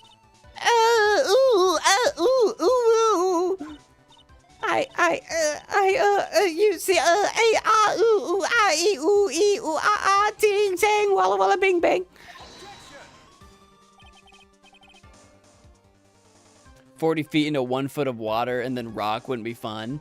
Right, but no one has actually said how far the rock is. She said that the water is 40 feet from the bridge, but we don't know how far the rock was. If it's 1 foot of water over the rock, yeah, okay. But we don't know if the rock was 40 feet, 30 feet, 20 feet. We don't know. Not based on that map. Anyway. But also, like, who cares? Because... who cares? Whatever. We're winning. Who cares, I guess? This is kangaroo court. Just a moment, Your Honor. It's true that the witness testified that the defendant pushed her into the river. However, she never stated that she fell from the back end of the bridge. She didn't state that, correct? What do you mean? After being shot in the arm, it's plausible that Mr. Falls panicked. Right. This is the scuffle argument that I brought up. This is 5 foot. Look at this. Look at this down here. What are we working with? I agree that the water wasn't covering the rock. I agree with you. All I'm saying is that we have a mystery distance that we're working with here. Therefore, he could have unwittingly pushed her off the side of the bridge. I agree. I'm with Edgeworth on this. She got pushed in the back, but we don't know which way she was actually facing when she was twisting and turning and trying to escape. This is completely plausible. This is wildly possible. If that's true, she would have fallen into the river. Yes. Yes, I agree.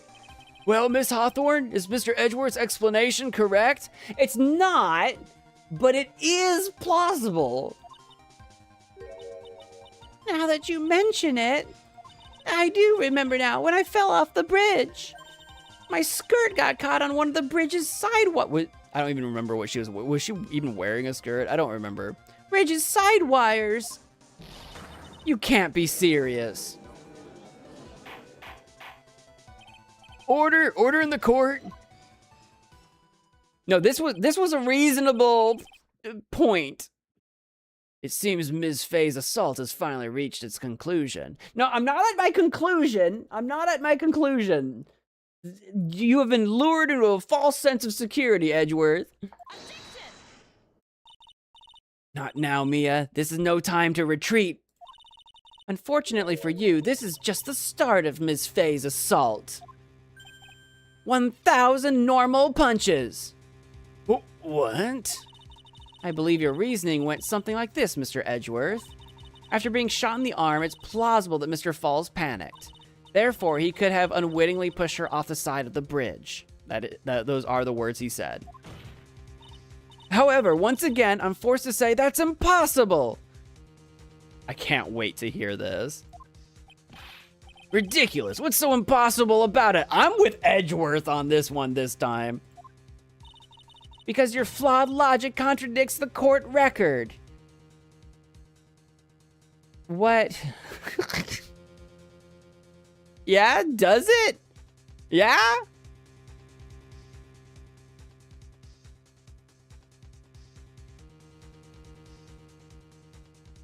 What do you want me to present? I present to you the crime photo. As you can see, Valerie is still dead.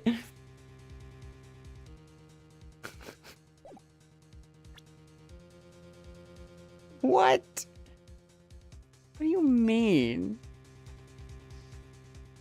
Is it just the victim's note again about the whole truth thing? Do we just present the truth again?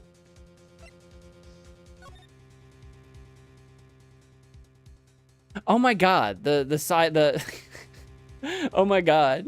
Why? Because this is like, is it just gonna be... I get it. Is it just gonna be that this is too high? Would you call it railing? It's not a rail. The netting? Is this that like flint? Well, I guess this looks like metal. I didn't know if this was like cord. It's a suspension bridge. So if it's like cord, the suspension, the cables or whatever, the cables are in the way. So if you got pushed, you'd like bounce on or grab that and not fall. That's gotta be it. That's gotta be it, right? It's too high. She wouldn't just topple over that easily. I would say that you could get pushed through it, but like it would take work. Like if you were trying to push someone through in between, obviously you could, but you'd have to sit there and struggle. You can't just slip that up that easy. That's got to be it. All right, I got you. We'll go with that one. I do still think that plausibly, if just pretend that Terry's here, and if 5 years ago Dahlia was like here, if Terry pushed Dahlia like forward and she fell down and hit the bottom of the bridge and then accidentally slipped and fell off the bottom part, I could kind of still see that. It's still plausible. It's still plausible. They throw the word impossible around all the time. It's like, well, I wouldn't say that. But anyway, yeah, it's got to be this one. It's got to be this one. For sure.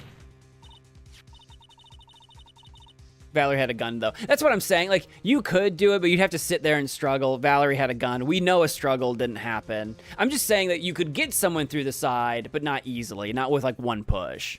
Yeah, no, I'm with you on that. I'm with you there. Your Honor, all of the answers are right here in this photo. Take a look at the wires supporting both sides of the bridge. They extend up to about 5 feet off the ground. It would be impossible to push someone off from there. I mean, it would be hard. It would be difficult. I'm imagining Terry just grabs Dahlia and just hoists her over his head and just yeets her. I know that's not a push. That's like a pick up and throw. But I'm just imagining just a WWE just yeet off the bridge. No! But let's remember the size and strength of the defendant. I did just say that. Yeah, if he just WWE'd her straight off the bridge. I mean, she would have been 14. Dahlia now looks like she weighs all of 90 pounds sopping wet. So, like, who knows? Wires like this wouldn't be a problem for him. He could have easily picked up a 14-year-old girl and thrown her over. Me and Edgeworth sharing the same brain. That's what I just said. See, this is how I know I'm not crazy. Like, these things are getting brought up. It's just the whole premise is crazy. Like, these are the things that I'm saying. Gosh. So young and already so forgetful, Mr. Edgeworth. What'd we forget? I got dementia. What's your excuse? Mr. Falls had been shot in the right arm. True, you can power through getting shot. You can. I'm not saying it's easy or pleasant. You can, I'm just saying, because they like to throw the word impossible around. It's possible. Not likely, and it didn't happen, but... Oh! And more importantly... Valerie Hawthorne had her gun trained on him at point-blank range. And that's very true. Yeah, you can't just WWE suplex without Valerie just popping another couple shots in you. Ugh!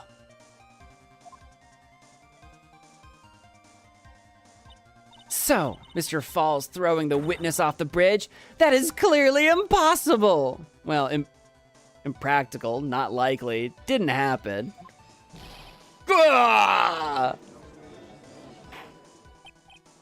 Order? What is the meaning of this?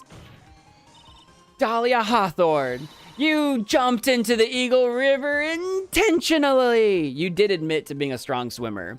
You did, your own words, you admitted that earlier. That's on you. What? What is this? What was that? Did you guys hear a pterodactyl just a second ago? Indeed, what do you mean by such a ridiculous remark? Yes, it's ridiculous. My sister was there to help me. She had her gun and handcuffs. She could have saved me. Jumping into the raging river like that would have been suicide. Perhaps, but still, that's exactly what you did. You were probably confident that you could handle the swift current. You know 14-year-olds, they think they're invincible, top of the world. I get it.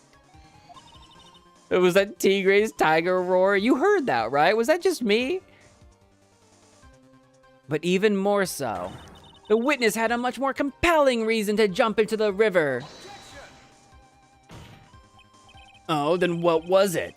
What was so important that she'd want to jump into the river? The witness is still alive. This fact alone explains everything. This is why she risked her life by jumping into the rapids of the Eagle River. Finally, I can do it. It's the diamond. 5 years ago, something else disappeared along with Dahlia that day. The item that Valerie brought up the mountain with her. The $2 million diamond. No, it can't be. Yes, Dahlia had it planned from the beginning. The $2 million. She was going to keep it all for herself. At 14 years old. I have to say, this does not look like a 14-year-old. This looks like a 10-year-old, which makes the whole, like, they were dating thing even worse. But Dahlia is pretty diminutive, so whatever. She forced Mr. Falls to help her fake the kidnapping. Bang!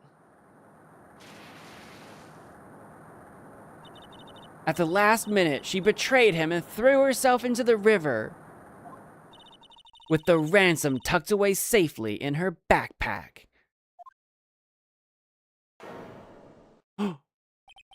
Why, that's That's simply ridiculous!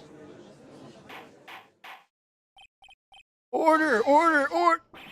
Your Honor, 5 years ago, the witness was only 14 years old! Yeah. To be fair, Edgeworth, that's true. And the idea that Dolly came up with all of this at 14 is pretty crazy. I'll admit, that's true. Do you really think a 14-year-old is capable of such a demonic plan?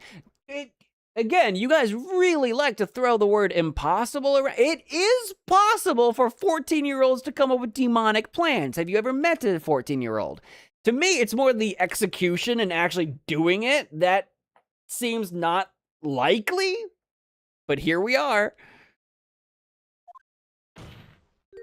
This woman is a demon, right? And there was one more person who helped make a demon out of her. Her sister, Valerie Hawthorne. You mean the victim was involved in the kidnapping plot as well? But she was a detective then. You're saying she participated in her sister's kidnapping? Precisely. I'm sure that it weighed heavily on her conscience for the last 5 years. This is the sole reason behind the victim's murder. What do you mean by that? On the day of the murder, after receiving the phone call from Mr. Falls, Valerie called her sister Dahlia. And then she told her what she was planning to do. Planning to do? She was going to tell the whole truth, as she wrote in her note. That is what sealed Valerie Hawthorne's fate. That is when you hatched your demonic plan to kill 2 birds with 1 stone. A plan that would ensure neither of your accomplices to the kidnapping would talk. And that is why you killed your sister, Valerie Hawthorne.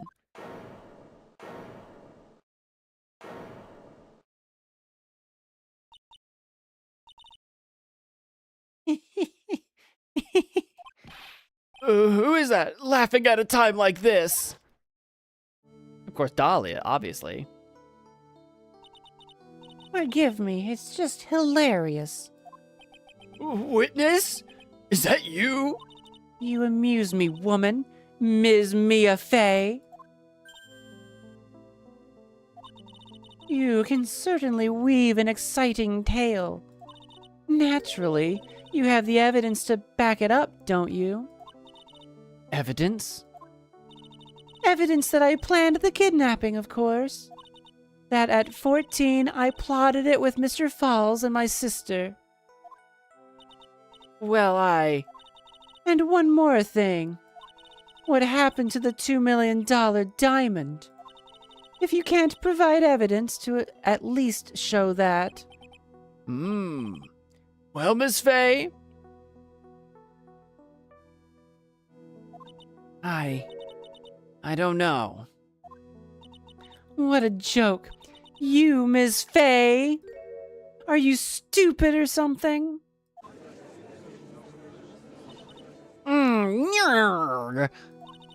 How can I prove a fake kidnapping that happened 5 years ago? I don't even have decisive proof of Valerie Hawthorne's murder. Well, it seems that we've come to the end. To be honest, the witness's behavior does raise certain suspicions. However, I am forced to reject the assertions made by the defense. Of course you are. Is this it? Is this the end? Is it really over? That girl's made a fool of me and there's nothing I can do about it. Ha!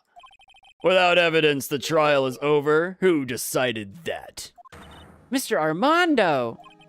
Come on now, kitten. Haven't you figured out that you can make your own rules? I think the judge would disagree with us on that, but okay. What's going on in that noggin of yours? What are you thinking about? For example, even if there's no evidence, there's still testimony. Testimony? On the day in question, Dahlia Hawthorne murdered her sister Valerie Hawthorne. She hid her body in the trunk of Mr. Falls' stolen car and then went to meet with him. disguised as her sister Valerie Hawthorne. That's what you think, right? Yeah, that's right. In that case, there's only one answer, right?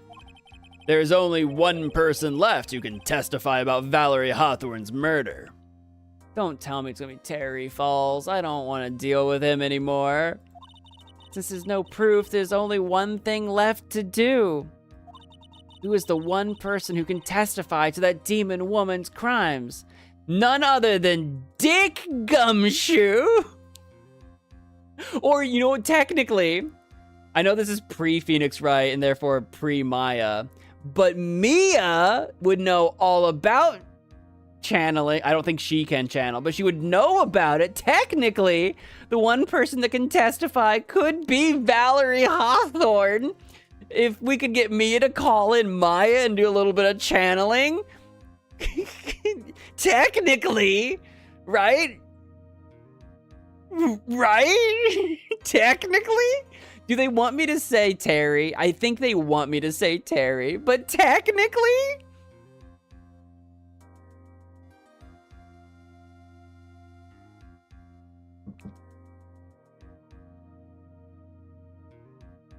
Because surely they're not going to just have... Technically?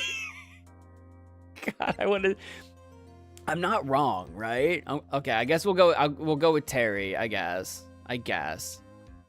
In 1-2, Maya said Mia's powers were first class. Oh, did she? I thought Mia, like, couldn't channel or wasn't strong at it. And that's why she's, like, a lawyer.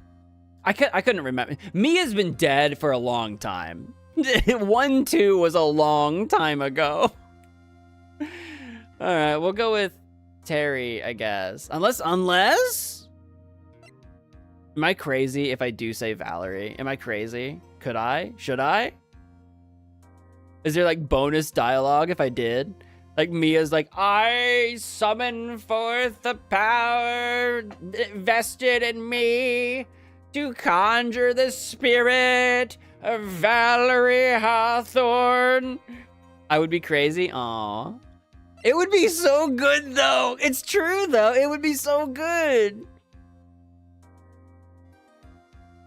There's an objection.lol video of Mia channeling Valerie here. Okay, so I'm not crazy. I'm not the only one to have thought this. I'm not the only one to think it. All right, we'll go with Terry then. Your Honor, the defense wishes to call a new witness.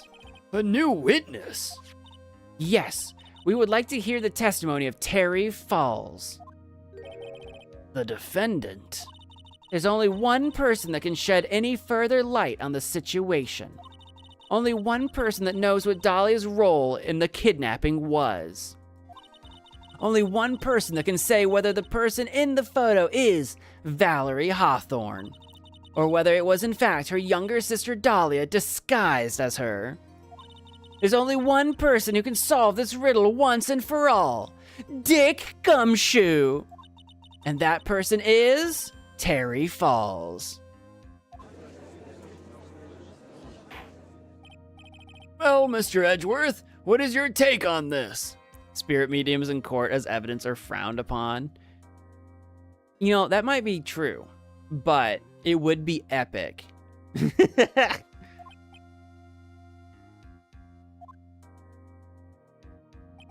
Why not? The prosecution has no objection. Very well. Bailiff, bring the defendant to the witness stand.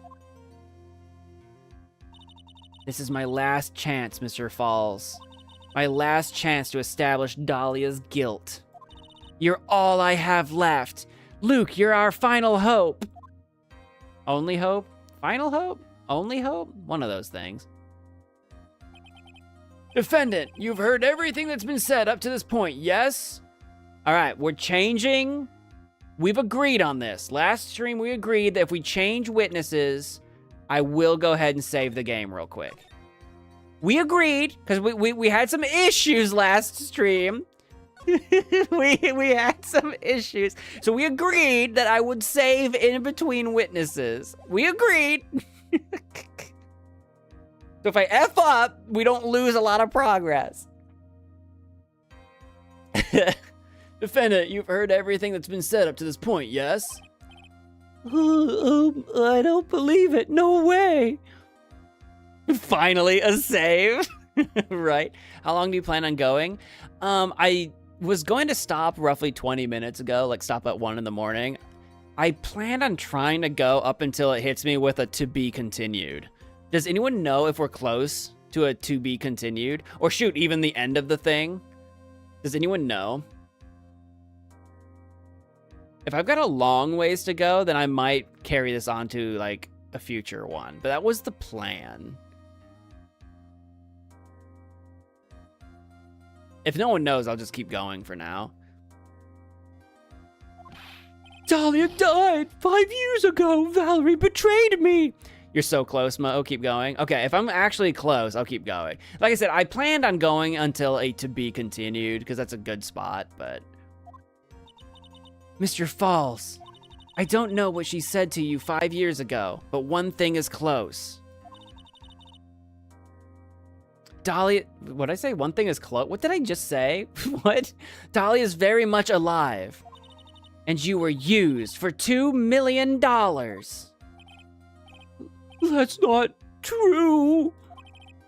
Mr. Falls, there's only one question I want the answer to. 2 days ago on Dusky Bridge, who did you meet? Was it Valerie Hawthorne, or was it Dahlia Hawthorne? Now, this is a bit of a trap. This is a bit of a catch 42 or whatever. This is a bit of a problem, right? If Falls remembers that he met with Dahlia on the bridge, he said he would do anything for Dahlia. He would do whatever Dahlia told him. So it's very possible that he defends her right now. This might have been a terrible idea.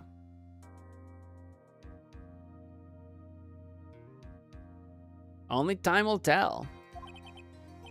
Dahlia, did you betray me? 5 years ago, she promised never ever betray each other. Terry. Dahlia! It's true.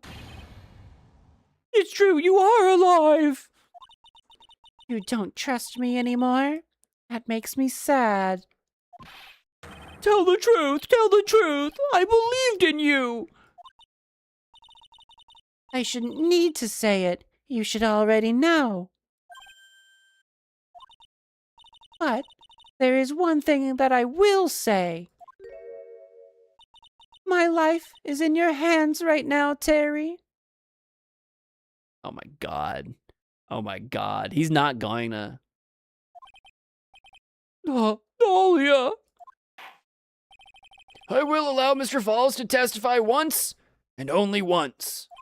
Well then, Mr. Falls, yours will be the final testimony in this trial.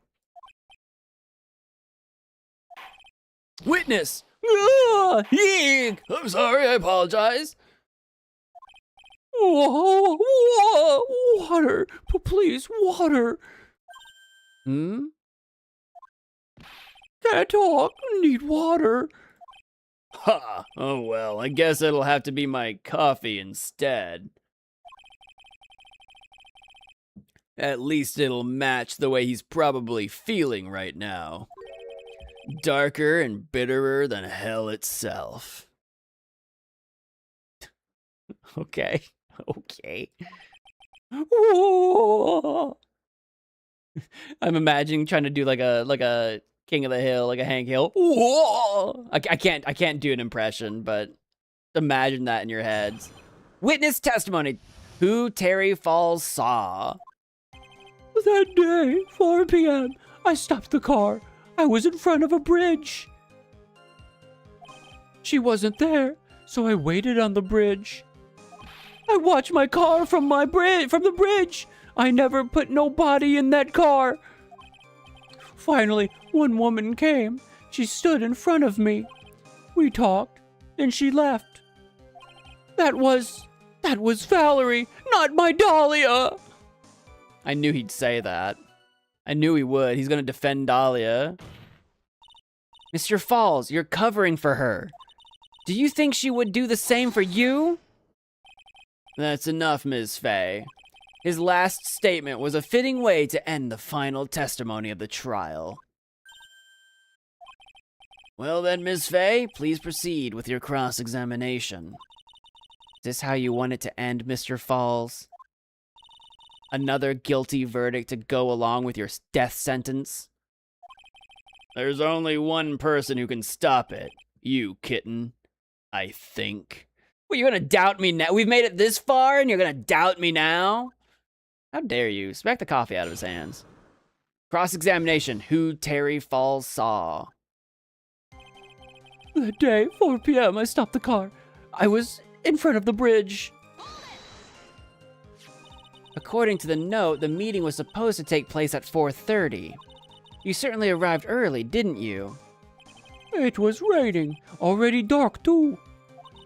You waited on the bridge for 30 minutes? I could kind of believe it. He's kind of dumb. Mr. Falls? Eagle Mountain, that spot. Strong memories. Why did he just clam up? Could it be he's hiding something here? Did he actually do something for 30 minutes that he's not fessing up to? Maybe. She wasn't there, so I waited on bridge. You were quite early, so you waited on the bridge, correct? Yeah, I like waiting. I'm used to it. I'm sure he is. Zebra Boy waited 5 years to ask a single question. To find out why a woman betrayed him. To him, 30 minutes must have been like a blink of the eye. I washed my car from bridge. I never put no body in that car. You were watching the car. That bridge on other side of... try again. That bridge other side is broken. Nobody can come from there. So I was watching car. What else were you expecting him to do? I suppose that's the obvious thing to do, but something's bothering me. I'm getting that feeling. Contradiction? I wonder what's on the other side of that broken bridge anyway. I mean, like, on the map, it's like a bunch of nothing. Just a bunch of, like, nothing and trees, I guess. I don't know. I don't know what's on the other side. It goes somewhere. Maybe that channeling dojo that they mentioned. No one lives there. There's a small shrine up on the mountain, but that's it. Oh, there you go. Anyway, nobody came. No car, nothing. Finally, one woman came. Hang on, what's the I washed my car from bridge. I never put no body in that car.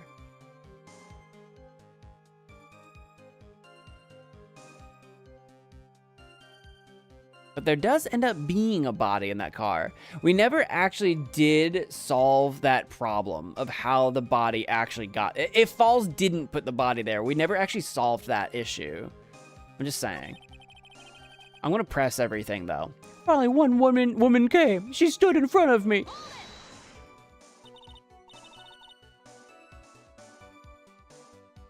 Mr. Falls, think carefully now. Are you certain that it was Valerie Hawthorne? I never lie. It's the truth. It was Valerie. I remembered her face. Then what about the scarf situation? I will say, by the way, the contradiction, if you look at the witness's photo, you can tell that, like, he said he was, so this is the cliff, right? Remember that this is the cliff, and that Terry's facing the right. And then when we look at the bridge, the photo is saying from here, this is the cliff. If Terry was facing to the right, he was not facing his car. He was facing off the bridge, which means, quote unquote, Valerie, which is actually Dahlia, would have been standing here. So, like, that's the contradiction, by the way. We'll come back to that. We'll come back to it. I'm aware. I just wanted to press everything. I wanted to see what else he had to say. It was Valerie. I remembered her face. Wait a minute. If you had remembered her face, then why did you make her wear a scarf as identification? That's another contradiction, just in his words. Oh, sorry. I told a little lie. I like how he's like, I never lie. Oops, I told a little lie. He lies all the time. This man sucks. This man sucks so bad. This is the grossest man we've had to defend, I feel like. But the woman I met, she was different from woman standing here now. Different clothes? She was different. It was Valerie. I get that. The thing that makes this whole situation sad is he's clearly mentally unwell. That's what makes all of this suck even worse. He sucks, but he's also mentally like stunted or something. So it's like this whole thing is just awful. We talked, then she left. What did you talk to her about anyway? Mr. Falls. Valerie told the truth about the kidnapping 5 years ago. She said someone needed to take the blame for it. That was all I could think to do. She said that. That's why she lied, got me the death penalty. And were you satisfied with that answer, witness? Dahlia died. It was my fault. But I don't really remember. Maybe I did. Maybe I did push her in. Okay. He's just lying. He knows he's covering for Dahlia, so he's lying. It don't matter no more. Either way, my Dahlia, my sweet teen angel, dead. Please stop saying that. But you just saw that she isn't dead. After Valerie talked to me on bridge, nothing left to live for. That was Valerie, not my Dahlia. How can you be so sure? It was raining at the time, and sunset that day was at 5 o'clock. Oh my god. I mean, yeah, winter. It would have already been pretty dark on that mountain at 4:30. Please, Mr. Falls, this is your last chance. You've already taken the fall once for something you didn't do. The music stopped. They're gonna give me a chance to go back to that contradiction, right? They're right. That woman, it wasn't Dahlia. Stop right there. What more needs to be said? Even if it means the death penalty, even if it means taking the blame for murder, you'll still do whatever is necessary to protect her, won't you, Mr. Falls? I know it's obvious, but he's clearly lying. He's been cursed by Dahlia Hawthorne. He'll probably go to his grave still believing in her. Mr. Falls, even if you can show he's lying, the poor guy will still be cursed. You'll still have to point out the contradiction anyway. That's the curse of being a defense lawyer, I guess. Alright, we got this. So 4 p.m., she wasn't there, waited on bridge. I watched my car from bridge. We know you didn't. Hearing his testimony makes me want to drink a beer. A Smirnoff beer, right? I'm gonna poke fun at that a little bit every time. This photo. Objection! So when you got to the bridge, no one had arrived, huh? So you waited on the bridge. You're sure of that? Yeah, I'm sure. You're sure, huh? Well, then I'm sure too, Mr. Falls. I'm sure that you're lying. What are these sounds? Oh, I would love to hear your rationale on this. You want to know who arrived at the bridge first? Just look at this photo. Every time I do, it makes me laugh. It's perfectly clear. Obviously, the person that came first would be the one at the end of the bridge, right? I mean, you would think. They could have, like, walked around each other and said it doesn't have to, but it would have been weird if not. It would have been strange. But that's the victim at the end of the bridge. Exactly, Edgeworth, exactly. Precisely my point. In other words, Mr. Falls, you must have arrived at the bridge after she did.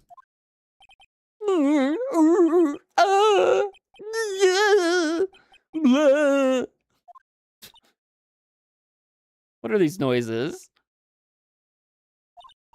Mr. Falls, please don't get so worked up. We just want the truth. I got there around 4 o'clock, it's true. I had somewhere to go, a special place. Did you go to this special place before you went to the bridge? Yeah, it's an old temple about 15 minutes from the bridge. 5 years ago, me and Dahlia, we promised each other. We swore we wouldn't betray each other. She brought a memento to represent our love.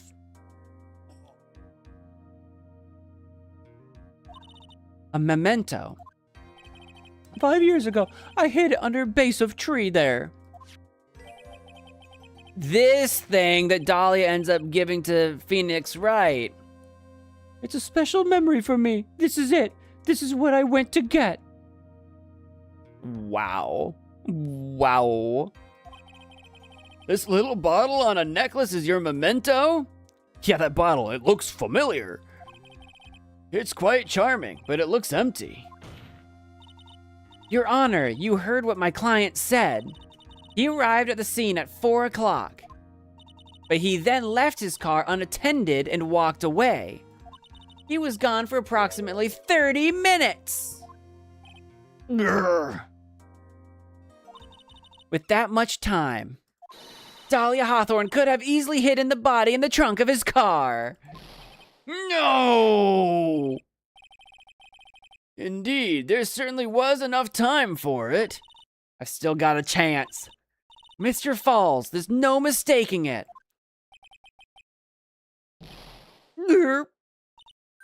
Huh? Mr. Falls? And he's about to die. He drank the poison, didn't he? Didn't he? That's enough, please. Is that why his hand was over his mouth? Was he drinking the poison? Because this is the thing. Somehow, some way, Dahlia must get away with this. Because she's still in college when she meets Phoenix, and we see her later, back in chapter 1, but later chronologically. That's enough, please. Witness? I promised her 5 years ago. If it ever happens. Oh my god. That we can't trust each other no more, then we're supposed to drink bottle. Ugh. We're supposed to drink? Do you see Dahlia drinking bottle? She played you. No, stop the trial. Your Honor, we need a recess. A recess? He needs a hospital. He's dead. I was stupid. Could keep promise. So I did it. I drank this. No, we're so close. Just a little more. I was going to prove your innocence. No, don't want that. Don't trust self. Maybe kill again. Kill sweet Dahlia again. Can we just admit, can we all just agree though, even if he just passed out, he just passed away right now. I think we have enough to convict here. We have enough. He still thinks he killed Dahlia, and we all know that Dahlia's standing here in this room. Mr. Falls. Mr. Armando.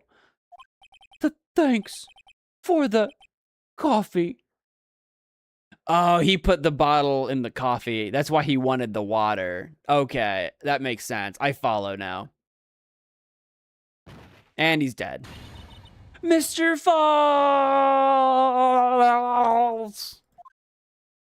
Okay, well, he was also still a pedophile, so...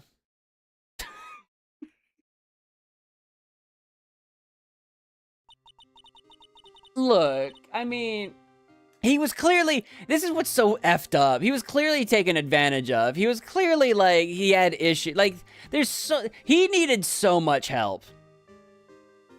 Not wrong. I know, right? He clearly needed so much, like, psychiatric help. And he clearly got manipulated by a psychopath, a sociopath, you know, Dahlia. So, like, the whole thing's effed up. And so, my first trial ended, suddenly and tragically. It ended with no winners, only losers. I don't know. I think we have enough. I know he's dead, so we can't bully more contradictions out of him. But honestly, come on. We have enough to go by, do we not?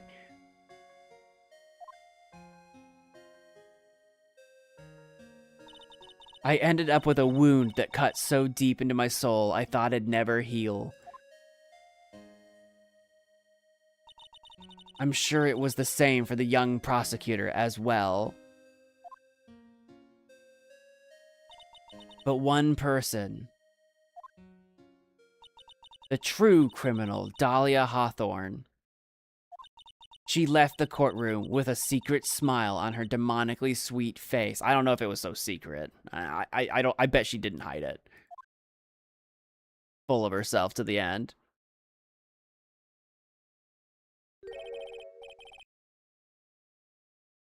Unforgivable. That witch. Mia to the player in case 1. The first time I appeared in court was a year ago, but that trial traumatized me so badly I thought I'd never set foot in another courtroom.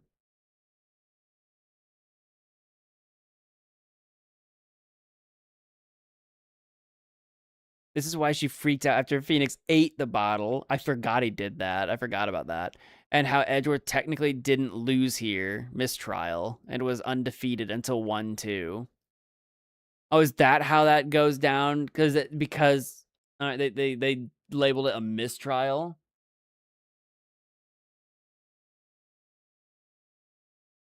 That's crazy. Mr. Armando. We were so close to the truth. It was right there in front of us. I know this is just the sprite that they have for Armando, but he still looks like he's like smugly or confidently smiling or grinning, and that's kind of messed up.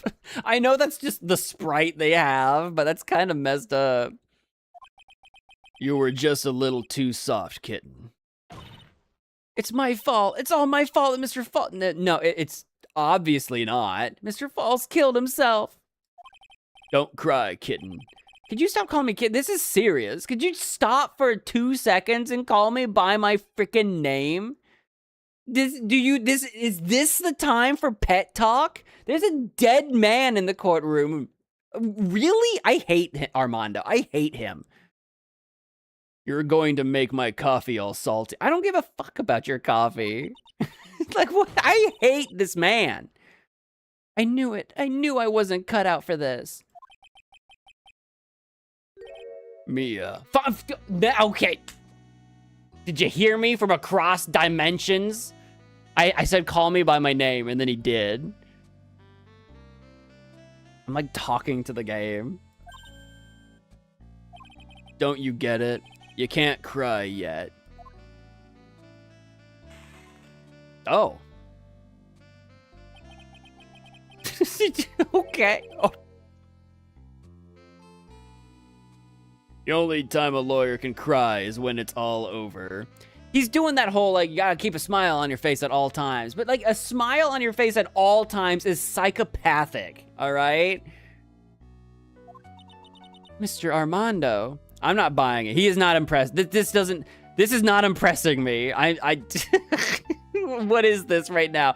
In a display of determination. Crunch. Like, what? This is ridiculous. This is so dramatic. This is so anime. No matter how tough the case, no matter how bitter the memories, they always fade over time. Then you file them away and eventually forget them.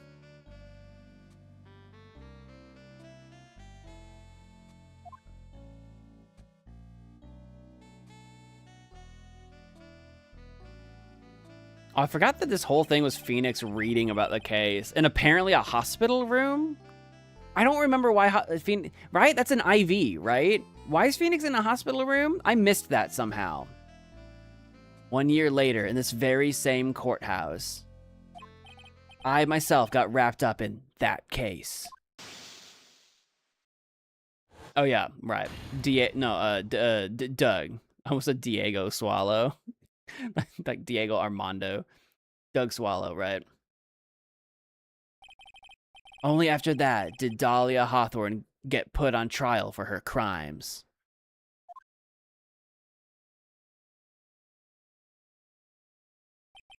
The verdict that was ultimately handed down to her was guilty, of course.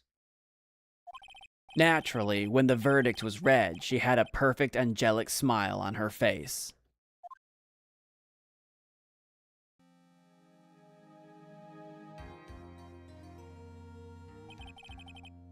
It was finally all over. At least, that's what I thought at the time. Unfortunately, I couldn't have been more wrong. It's been 5 years, but now something has happened that made me remember all this. Yeah, something definitely happened. Why? What? Dahlia 3 electric Trilogy? Like, what happened? Why are we bring up Dahlia's case again? Dahlia got the guilty verdict back when Phoenix took her down. Or not when Phoenix took her down. When Phoenix was the accused, the guilty, whatever. In case one, she got the guilty verdict. Terry's dead. Edgeworth is Edgeworth. I don't think that he has any. What do you mean? What happened? Is Valerie secretly not dead somehow? Episode 4, Turnabout Beginnings, the end. Ding! Episode 5, Bridge to the Turnabout. A brand new episode has been added. And this one's got Phoenix on the front. And, like, Lady Justice with that sick samurai sword. I forget what it was called, but, like, that one that the statue held in the Mask to Mask case. It's got the Magatama. So maybe that is that. What was the name of that lady? The like, founding lady statue. I don't remember what she was called. But this is that channeling temple, whatever. I don't know who this is. I'm sure we'll find out in episode 5. I'm just looking at the background, trying to pick up clues.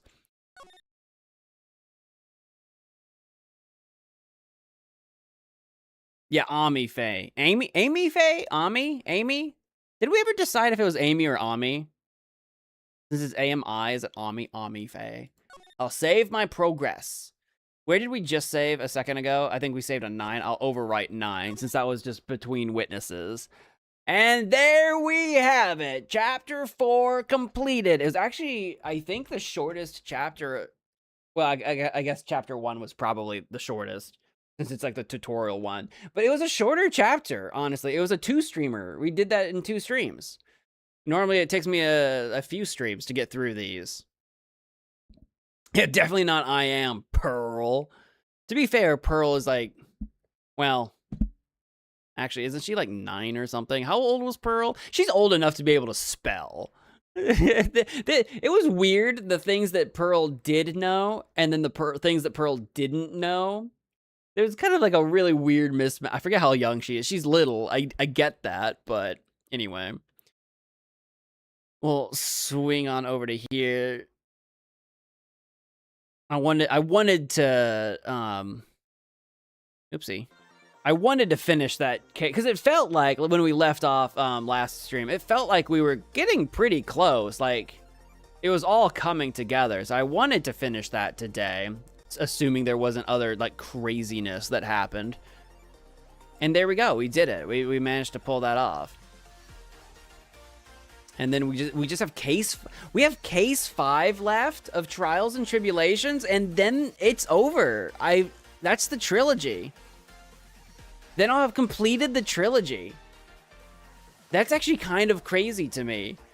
We've been playing this trilogy for literally years.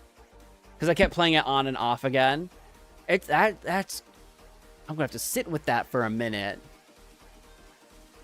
If Mia won in case 4, Phoenix and Mia wouldn't have ever met, and therefore Phoenix wouldn't have been successful in being a defense attorney. Good. No, I'm just Pearl was 8 in game 2 and 9 in game 3. That's what I was thinking, like 9-ish. Then you gotta play Apollo, Justice, Trilogy, and Investigations Collection.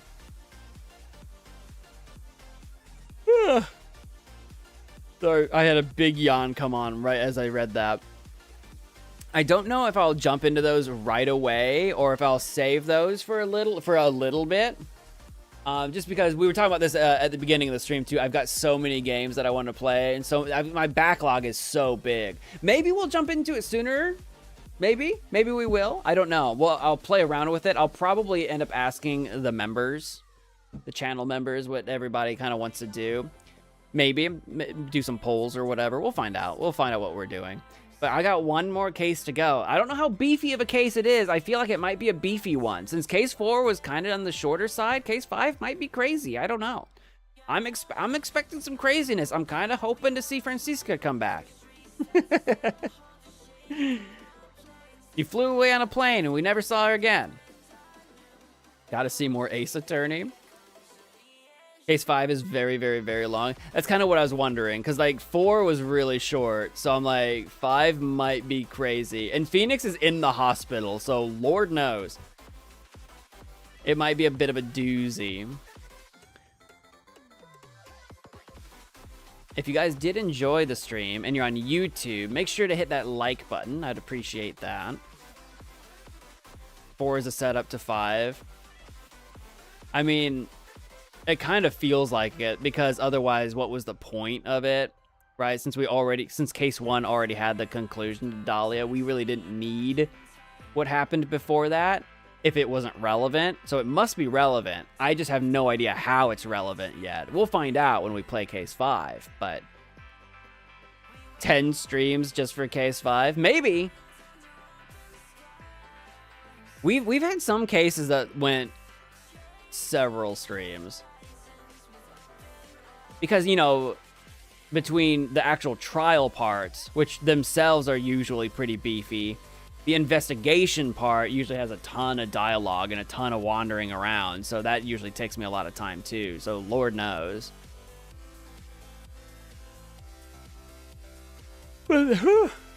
That's gonna do it for me tonight. As you can tell, I am yawning and I'm ready to go hit the hay. I finished all my coffee. I drank all of the coffee that I had left, so now I'm gonna go to bed because coffee doesn't keep me awake.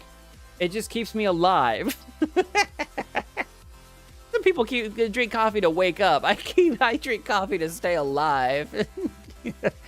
So thank you guys for watching. I hope you enjoyed. If you did, please do all of the things. And until next time, bye-bye.